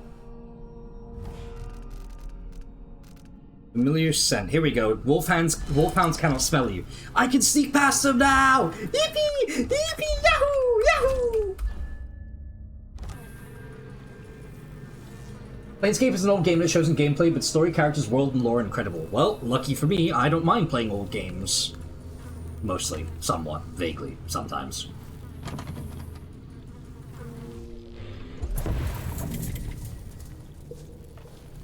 Already changing the past, present, future, Elamau tense. We're so gaming. And now the dogs cannot smell me, so I shall simply creep by. Emily, we're going to die here. Emily, it's over for us. Please, please, please, please! Yeah, get destroyed, idiot. Oh, what's the best game story I've ever played? Dunno. Tough question. There is no game with good story. What? I'm lying. There's probably some, but none come to mind off the top of my head. I don't really like New Vegas' story as much as I do its world. The story is nice because it's part of the world. You're not some chosen one guy, but I wouldn't call it the best. New God of War is fine. I like New God of War. Ghost of Tsushima is kind of touching. Yakuza 7 demolished my heartstrings. That was a good one. Yakuza 0 is an incredible story as well. Mostly. I'd have to look through my entire library, and I'm too lazy for that.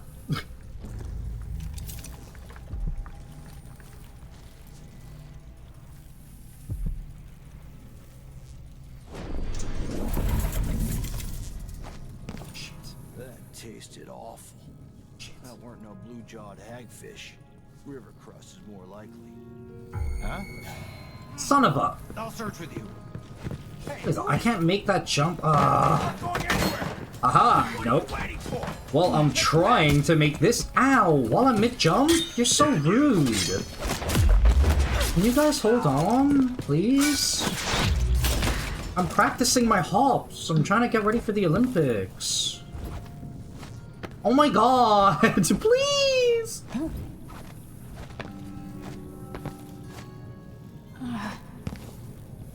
Yeah, I have to get a sprint jump. Alright, we have to sprint jump both of those. No problem, I can do it. I'm the GOAT.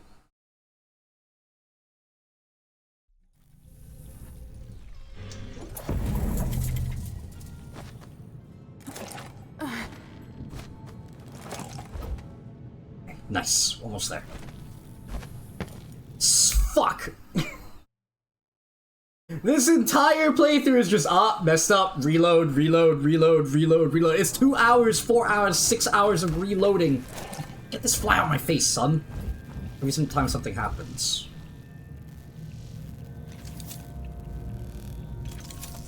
Something stinks around here. It's not my job to clean up.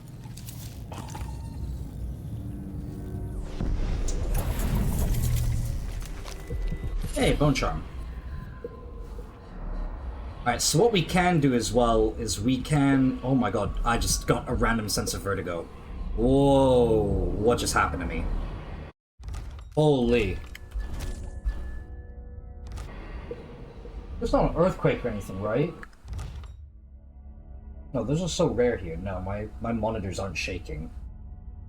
What the hell just happened to me? Okay, anyway...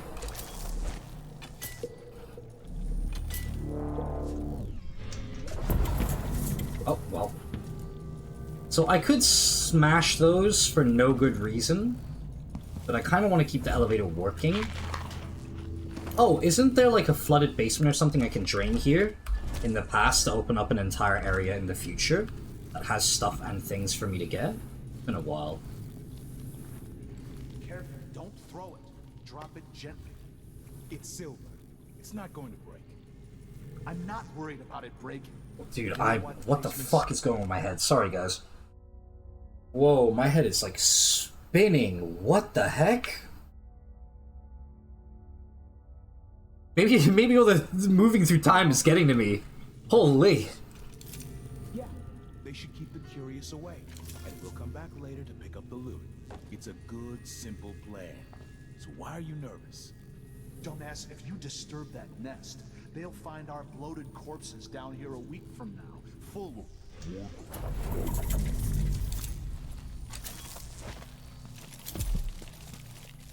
Let's get up this way. Holy... Oh, there's a crank I need from the past.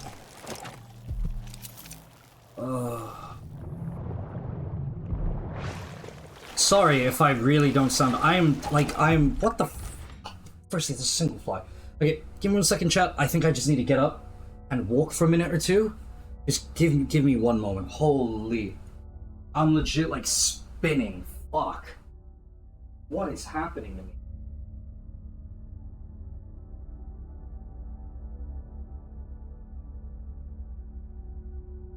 The fucking birds.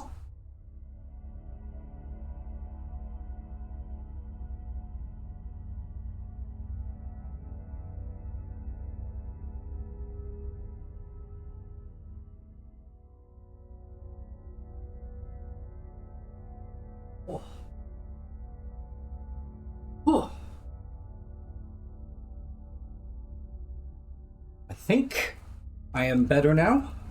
Would anyone like to hear about my morning exploits? Question mark?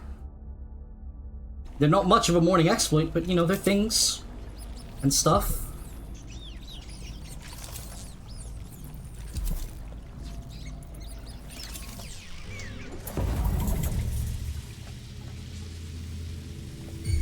M!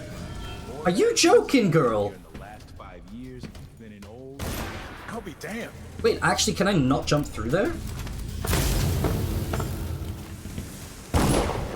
Alright, can you stop? Oh, I blew us all up. Wait, I thought I could teleport through and then slip through that. I've seen Emily go under smaller by far.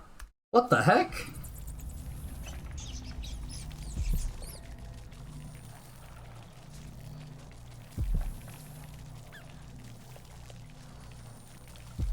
Let me see what this says. Water leak in the basement. My faithful Jamie, I've discovered a leak in the basement. No, don't go and fix it, good man. There's a bloodfly nest near it, and the situation is altogether too dangerous. I'm sure another solution will present itself once I think on it a bit. Unfortunately, I have a lot on my mind right now. In the meantime, let's seal up that portion of the basement and close off the danger. The water is likely to rise a bit, so be sure to keep the drain stoppers open. As you like. If it's still bothering you, I can have the doctor around to give it a look.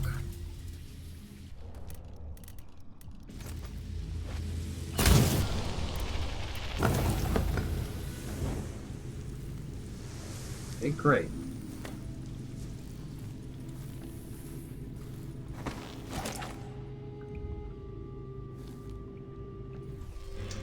So we've dealt with the blood flies, but the water will still remain, won't it? Okay. So, oh, what the fuck? What is attacking me? What the? There is a rat swarm. Sons of bitches. Anyway, second part of this. I got enough to worry about without their constant complaining. Not a good toss.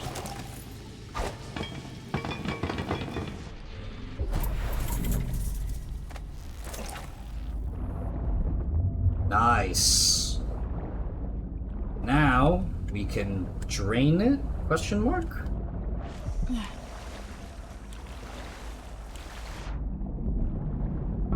There we go.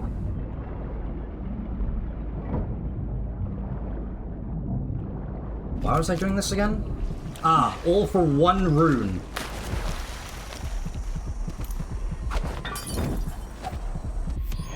Ah, well, I guess I'll take it. Why not?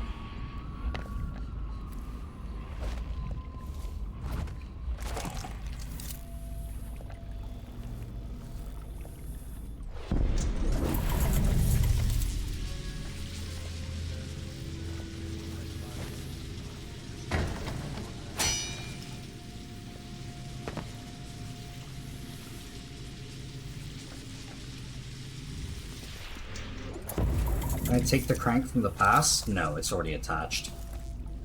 Well, whatever. It served its purpose anyway. Let's get out of here. Alright, so that was a fun side diversion, I guess. Let's make our way up and actually start going to the places we need to be, though.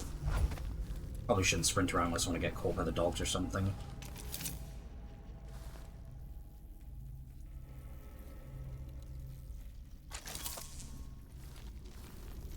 Can use the elevator paths to go up. Oh yeah, that was the whole thing about going down before. I can take the elevators now.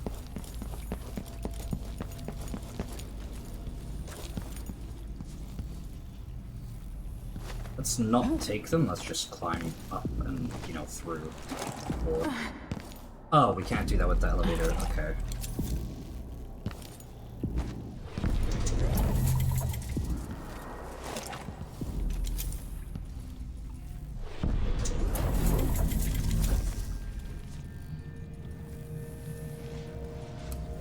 Well, let's take it to the upper floor and hope that nobody notices, because I can't exactly jump up to the hatch, since Emily refuses to swing her arms up. Oh!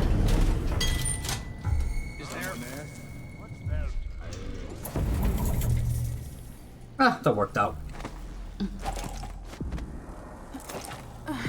Kind of. Whoa, whoa, whoa, whoa, whoa, whoa, whoa, whoa, whoa, whoa, whoa.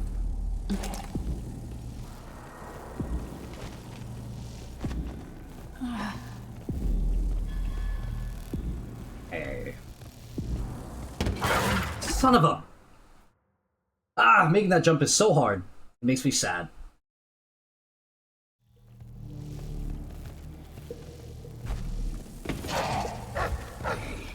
Don't like you.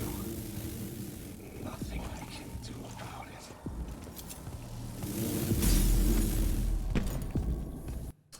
it. Okay, what happens if I try to teleport there? Because I did move it to the upper floor. Kind of a mistake, I guess, but... Nope, position blocked.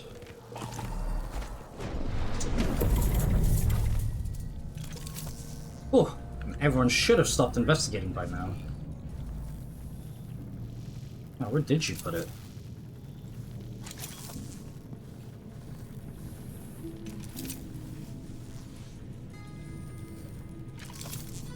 Oh, we gaming today. We are indeed. Fuck, I don't have any more combustion bolts.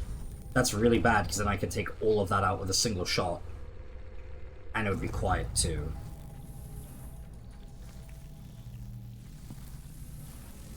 Hardware. And yeah, there's a dog around, so no taking that out. Okay, fine. That is not a question. I know it's not. I'm literally playing games right now.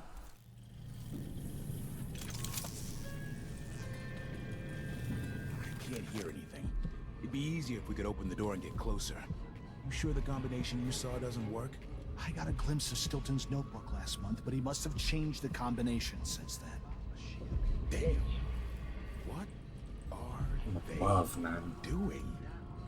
Come on, someone could show up any minute. Oh, well. Stop crying. Whatever happens seems to be centered at some focal point.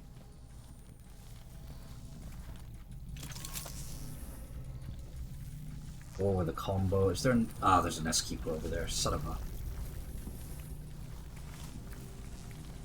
I drop him quietly.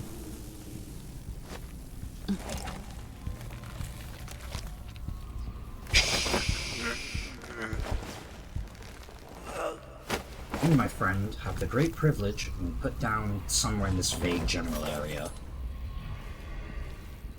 Alright, well, let's make some money.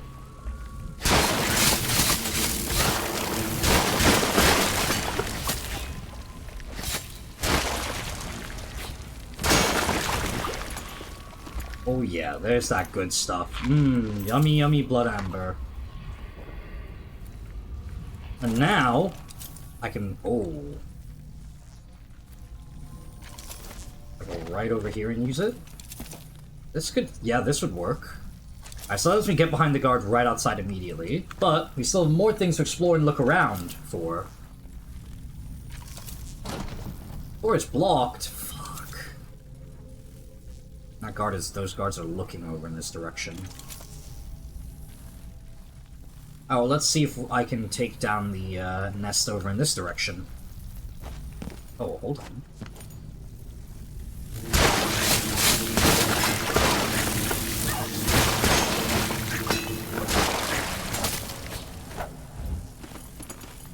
Ah, so much easier to deal with than a rat swarm. By far.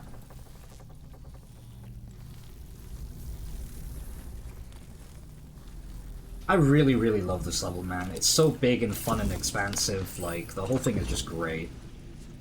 I only wish I was here with powers, then it would be much, much easier to deal with, but, oh well.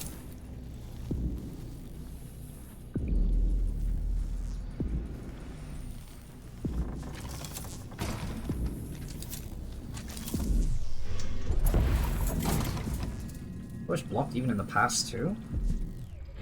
Jeez, alright.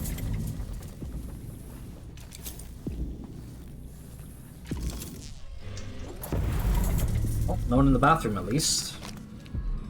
No stuff and things. There's a room in that. There's a rune in that room, but I don't think I care enough to get it. So I guess we out of here then. All right, let's just move on to the main area. There's the nice thing is that there's multiple ways into the study.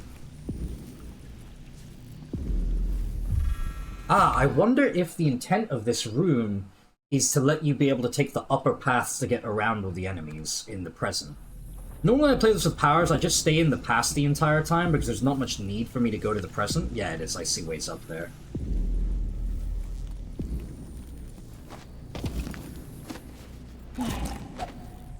Obviously, like, I still go to the past anytime I need to get around a thing that I'm supposed to, but... Is there a break-in?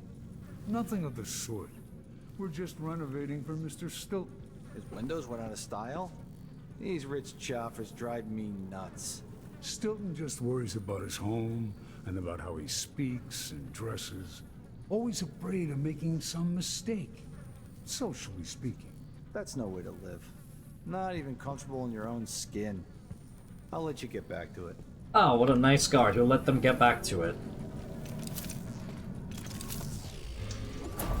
Okay, right. Now we have this path up here, which doesn't really do anything for me, because we've sort of already cleared the area anyway.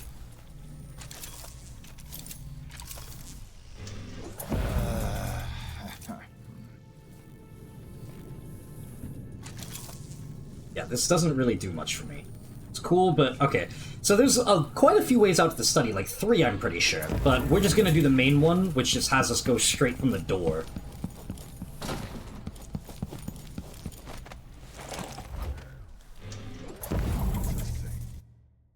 Alright, there we go, to the backyard. So, there, you can actually completely change the future here at this segment that's happening now. We're gonna be able to see Aramis Stilton. If we knock him out, he will not be present for the ritual, which means his mind will never break, and his home, and all of this, his influence will never fall into disrepair like this. So, let's change the future. Hopefully, for the better. I really, really do like this mission a lot. I'm assuming there's just a giant blood fly infestation or something behind me. Yep.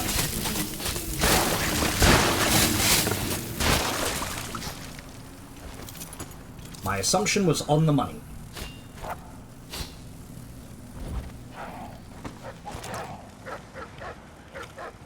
Alright, lots of dogs staring at the exact place I want to be. Not great. Path around the left. I know there's also the simple path around the right that is designed for people without powers. To some degree.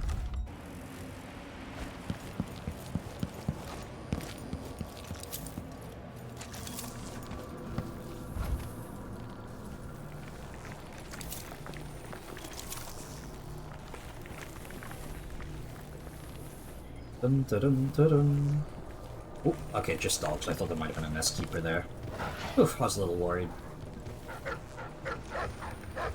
Brianna Ashworth gotten the Duke up too. All this talk of the void, such rubbish. Oh, fuck.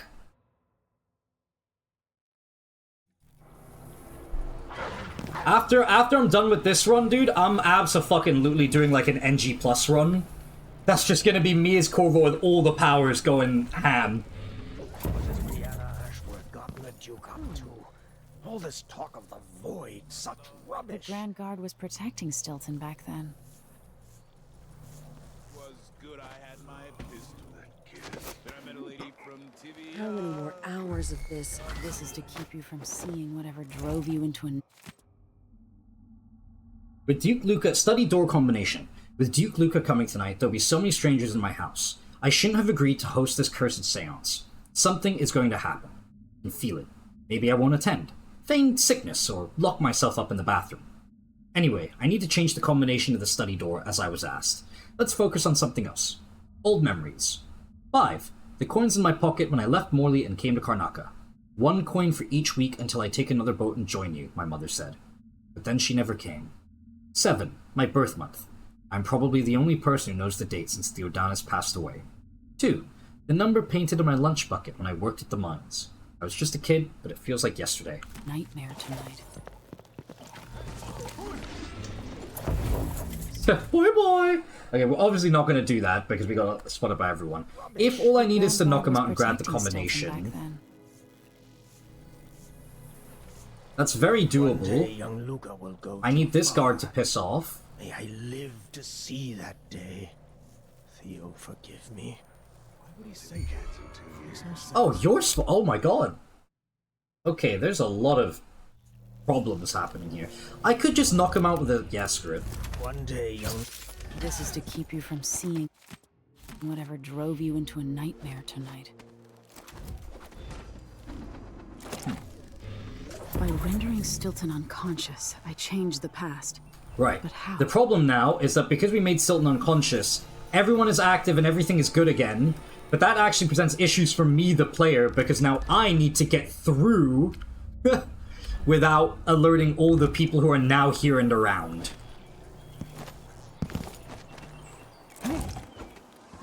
As you can see, now things aren't on disrepair and whatnot. Servants are around, no more dogs, no more blood flies. We've changed the past for the better. And really, this is a pivotal turning point. You should not touch anything to do with Stilton unless you're absolutely ready to commit to finishing the level. Because once you do that, all this stuff completely changes. For better or for worse.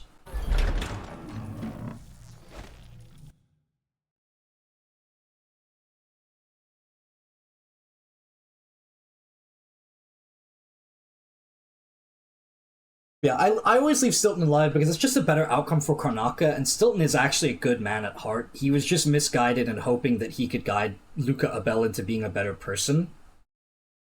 And even we can tell, like, you can hear from his passive dialogue, the way the workers talk about him, entries you can find, that he is a decent man. You have to understand. I'm going to call for help if you Yeah, of course. No, I'm so sorry. Yeah, I'll be gone. Fucking... Really, really bad timing.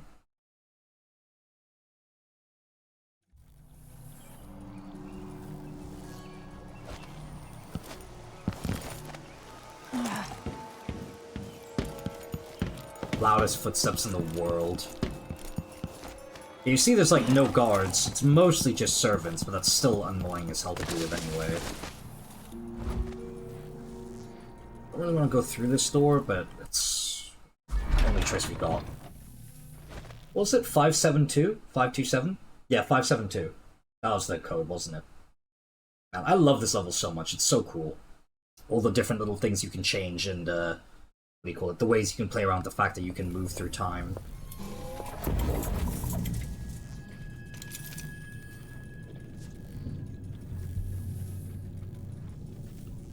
It's always 696 or 420. You know, I don't think it actually is in this case.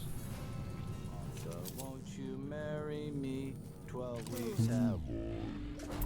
I told her once, I told her 12 weeks have. Anyway, I tried to check on the grinders. Sometimes I think she's deaf on purpose.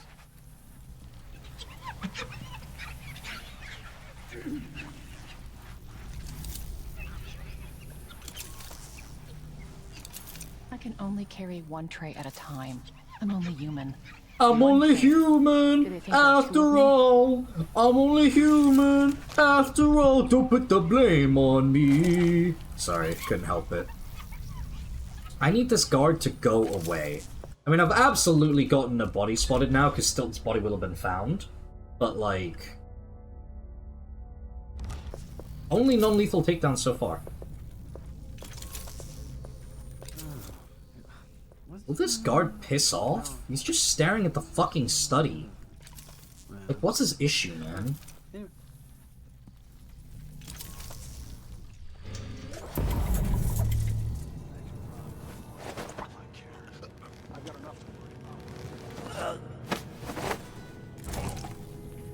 Didn't really want to knock him out, but I'm starting to feel like I don't have a choice.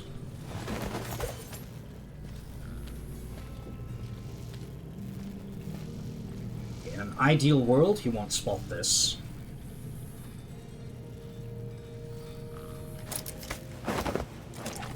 But this is... Anyone here? What? Show yourself. What? Nothing then. Okay.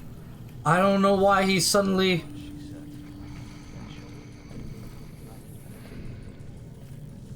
Just there should be. God damn it. Alright, ad break incoming, but we're about to do... Oh, fuck. I'm pretty sure it's just the Mice and Yorski watching, so you guys should be without ads. I put him in the chair.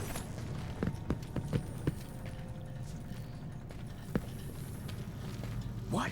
I'll tear you to pieces. Oh, you baiter. Oh, you baiter. Guy's a rat. Wish I could just bring the body from the past into the present, man.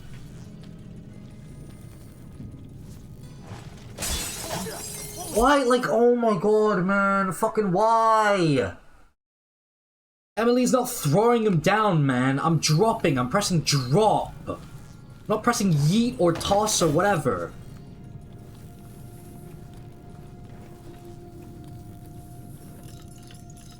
Five. 7. 2. There we go. Oh, we're pretty much done. There we go. We're Things through. seem to be the worst here. The two times are overlapping now somehow. Where's Stilton? I should never have kept him on just because he and my father were close. What we're about to attempt has never been done. It's beyond my understanding, and certainly beyond yours. If anyone has any doubts, set them aside now. This defies rational understanding. It's the frayed edge where natural philosophy crosses over into something else. Yes, I can feel it. We risk madness. All of you! Delilah is your rightful empress! You owe her this! Delilah's stronger than before. The Duke and I have heard her voice, whispering to us. And now it's time. So take your positions. That's their memory. Give me one moment, sorry. Hold on. Alright, cool. My apologies. Anything to steal here? I'm being shoved by invisible figures. Incredible. So once you do this, the timepiece is going to stop working. So like I said, really make sure you've done everything you can before you come through here, otherwise you're GG. You lose access to the past. By the star. This is more exciting than any orgy I've ever attended. Do it now! Returned from the cold, from forever.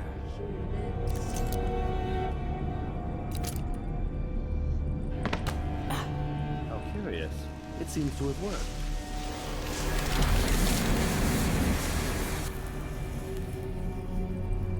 My spirit is safe now, inside this thing. Luca, you must lock it away. I thought we'd lost you. Brianna, Luca, I will never abandon you. Wait, you are hidden, but I know who you are. I know when you are. You've come to watch me return, and someday I'll come for you. She'll come for me, you guys hear that? She said it. She said it. The void beyond the world is strange. I won't ever understand all I've seen. Alright, let's get out of here. Time to leave then. Our job is done. I'm pretty sure you lose access to the past once you leave this room, but it's been... I actually could be wrong about that. I might genuinely be making things up. Hey. Never mind, I was wrong.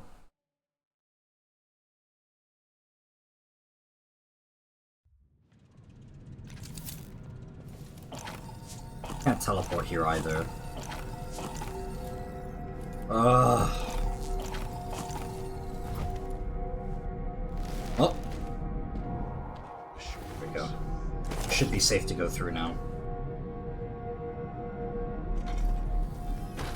Okay, so I was wrong about the losing access thing.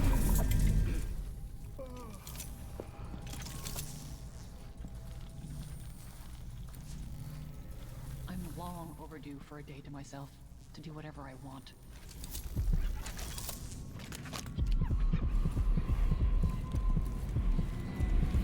Hey, and a free bone charm here. Nice, Resounding Shriek. I don't think that's going to be useful to me. Resounding Shriek. Let's see if I remember it at all, because I don't think I do. Howling bolts are louder and have a greater radius. Yeah, I'm good. They're better for combat. Letter from Muranola Architecture. To Mr. Aramis Stilton. Good sir, we are writing to inquire about the finished work on your new office. Does everything meet with your expectations and approval? Are any adjustments needed? Have the workmen sufficiently cleaned up after their construction activities? Should everything prove satisfactory, we will follow shortly with our invoices. Respectfully yours, K. Kierkegaard and A. Muranola. Muranola Architecture and Supplies. K. Kierkegaard. Kirk. He lives. Stilton and Abel to discuss Miners Fund. Aramis Stilton, silver mine owner and advocate for workers, has called for a meeting with Duke Luca Abel to negotiate the creation of a new fund to benefit the victims of mining accidents. Currently, no such fund exists, and injured miners are simply let go from their positions, expected to find other work, despite missing limbs, blindness, and other serious impediments. The meeting will be the third for the two, with so far not much agreed upon. However, Stilton says he remains hopeful that the health fund will be established and well-funded before the end of the year. We can only hope, because Stilton is a good man, as you can see. And getting him to live is the right thing to do. Can't come in here because this room basically doesn't exist if you go into the past.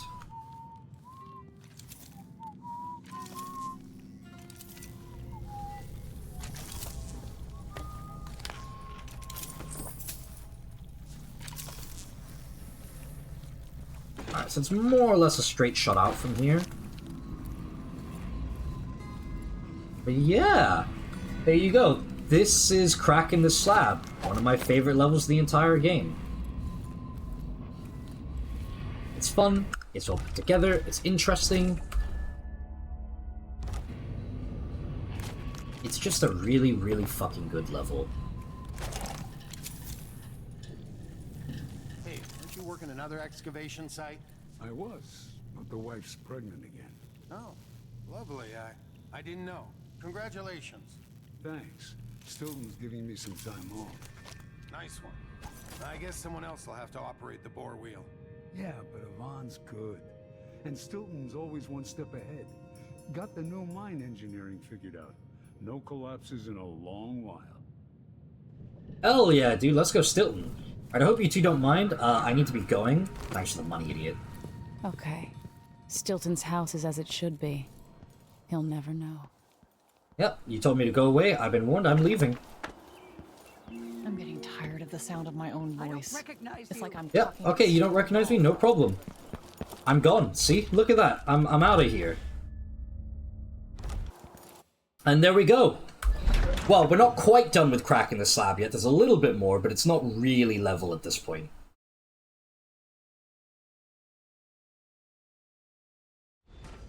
Now you've... Oh, crap, I forgot to read the thing, sorry. Now you've learned Delilah's secret, head back to the skiff and inform Anton Sokolov and Megan. I think that's what it said. Oh, save me!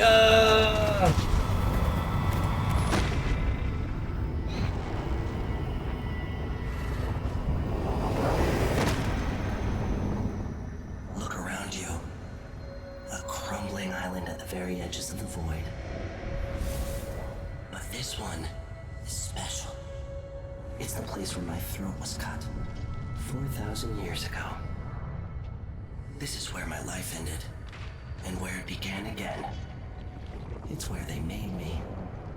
They made This you? part of the void feels older. Right up until the end, I thought I'd find a way to escape. I fought, but the ropes only cut my skin, so I went limp. And then the knife touched my throat, and I knew I'd waited too long. The blood ran out, and I became a god. Now you know Delilah's secret. Thanks for that little tidbit of your At the end lore. of her days, she drifted through the void and should have been lost forever. But her will and cunning are second to none. She found this place. The island in the void where I became what I am. It changed her, and she discovered a way to draw from it, tapping into the power here. Delilah is a part of me now, and I don't like it. Why are you giving me your opinion, bro? You're not supposed to have emotions like that. You have to give Delilah credit. She tore out a piece of herself and hid it away, inside a thing made of bones. She's made herself immortal. If you want to kill Delilah, you're going to have to find her spirit and give it back to her. Reaching it won't be easy, but what comes after that might be the hardest thing you will ever have to do. Yeah, I know exactly what he's talking about in that moment. The world contains more mysteries than I imagined.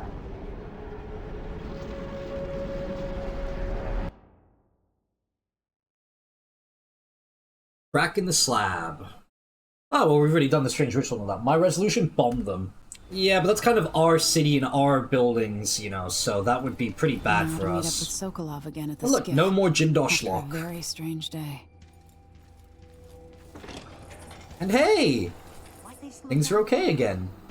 And now you can't go through the dust district anymore. Made a request. Too much dust was pissing down.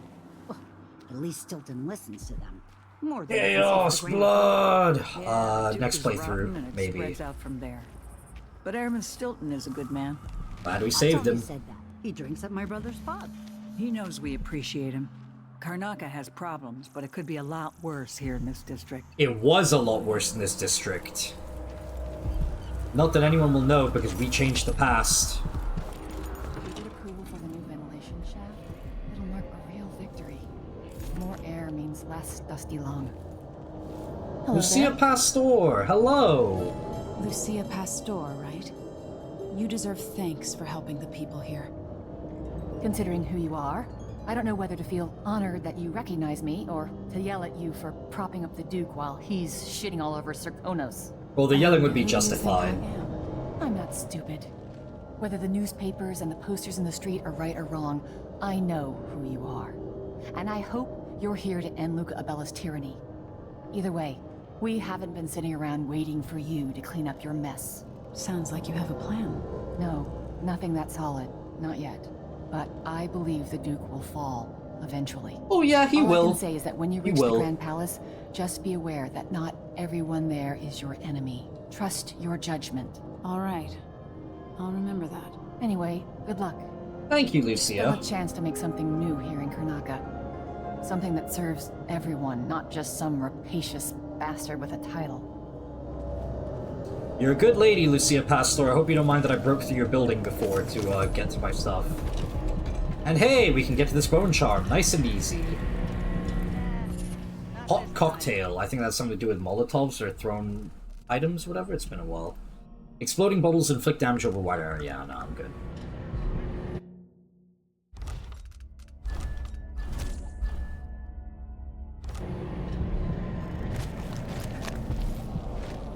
And this is no longer a Grand Guard area, so now we're free to go around this place as we please and pick up all these other extra items around that weren't here before. How nice for us, hey?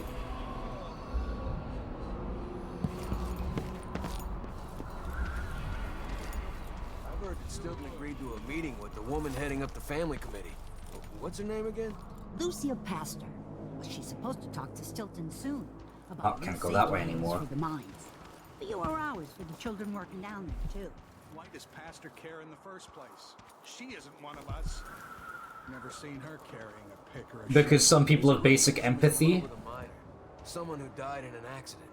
They say his body's still under the mountain, buried in silver.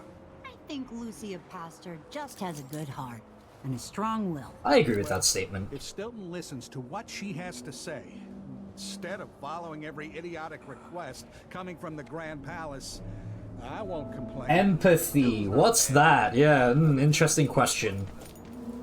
Oh yeah, they were a lot worse, buddy. Not that any of you would know. Because I changed the future.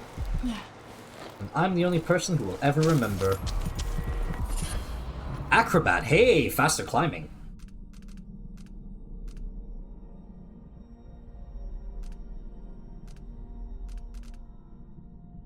Let's drop hardiness for it because it doesn't really do much for me, but acrobat is good to have.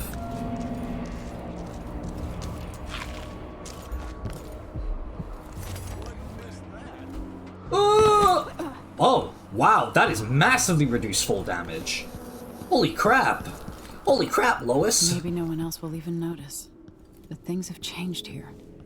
For the better. No, unfortunately, Emily, you will only be the one who ever knows the truth.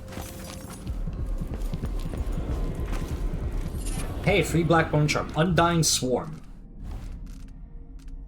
Rat swarms repopulate over time. Oh, that's pretty useful for anyone who has like rat-based builds. Not me, but you know. Keep taking, consuming. Hello. You're back. That was quick. Maybe to you guys, it was not. Sorry I couldn't take you to see Stilton myself.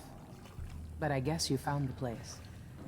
I think that's the interesting bit. They have to, like, cognitive dissonance, or not cognitive dissonance, but, like, there has to be some past and some re-justification for why we couldn't just walk in and go see Stilton. I guess because we're technically wanted. But, like, before it was because he was an absolute, you know, mind-broken hermit. You need a glorp swarm. Are you ready to leave? Glorp. The dust is wreaking havoc on my throat. Yeah, let's get out of here, man. I'm ready to leave. I found a way to get around Paolo and Byrne, and I've been to Stilton's house. Let's go. Yeah, that's the thing. We wouldn't have needed to go through Paolo and Byrne if we're doing the Stilton thing in the first place anyway. Hey, there we go. 3 out of 4 runes, 7 out of 7 bone charms, no blueprints, no paintings, no nothing. Under the table, lifted Aramis Stilton's master key while hiding under the dining table. A mind made whole, saved Aramis Stilton from seeing beyond the world. Leaky basement, found the rune in the flooded basement, and a better today. Visited Aramis Stilton's office in the altered present. You're a good man, Emily Coldwin. You're a good woman. Dreadful Whale, Mission 8. You've eliminated most of Duke Luca Abel's key accomplices. Talk to your allies about the Duke before departing for the Grand Palace. Duke Luca Abel tore down the original palace in Karnaca, his birthplace, in order to build a lavish structure that cost enough to feed everyone in Serkonos for years. It's said to be a sprawling estate to humble all others, a monument to his ego and sense of princely entitlement. But whatever the Duke has done to his nation happened while I was Empress. In Dunwall, we were content to look the other way as long as the silver kept flowing. I've got to get inside the Grand Palace, deal with the Duke, and find a way to steal Delilah's soul.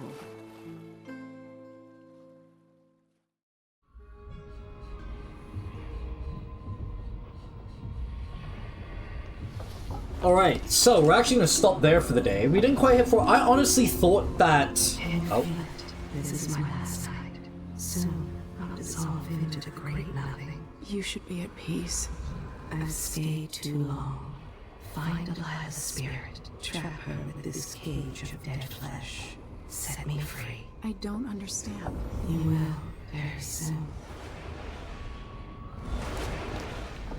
Okay, so I actually thought the crack in the slab would take me much longer without powers.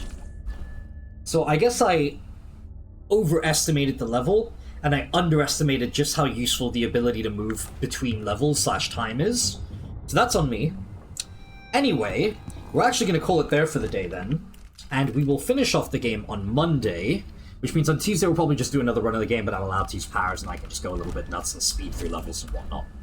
Anyway, yeah, kind of really funny that genuinely most of the stream, 2/3 of it almost, was like just me failing to solve a riddle. Very funny, but oh well, it is what it is. Anyway, right. Thank you all so much for coming. I really, really appreciate it. Thank you to everyone who swung by, watched, chatted, and interacted, or even lurked. I'm so grateful for all your support. And of course, a big thank you to all the people who watch the VODs. I know not everyone can catch my streams. So yeah, that'll be it. There will not be a stream tomorrow, because tomorrow's a Monday, which is my day off. We will pick this up on Tuesday, 12 PM GMT +7 or UTC +7, same time as always, where we will finish this run of Dishonored 2, and that will be that. Alright then, as always, thank you all so much. Have a great morning, afternoon, evening, night, day, whatever it is for you, wherever you are in the world. Have a good one, and I hope to see you guys in the next stream on Tuesday. Bye-bye!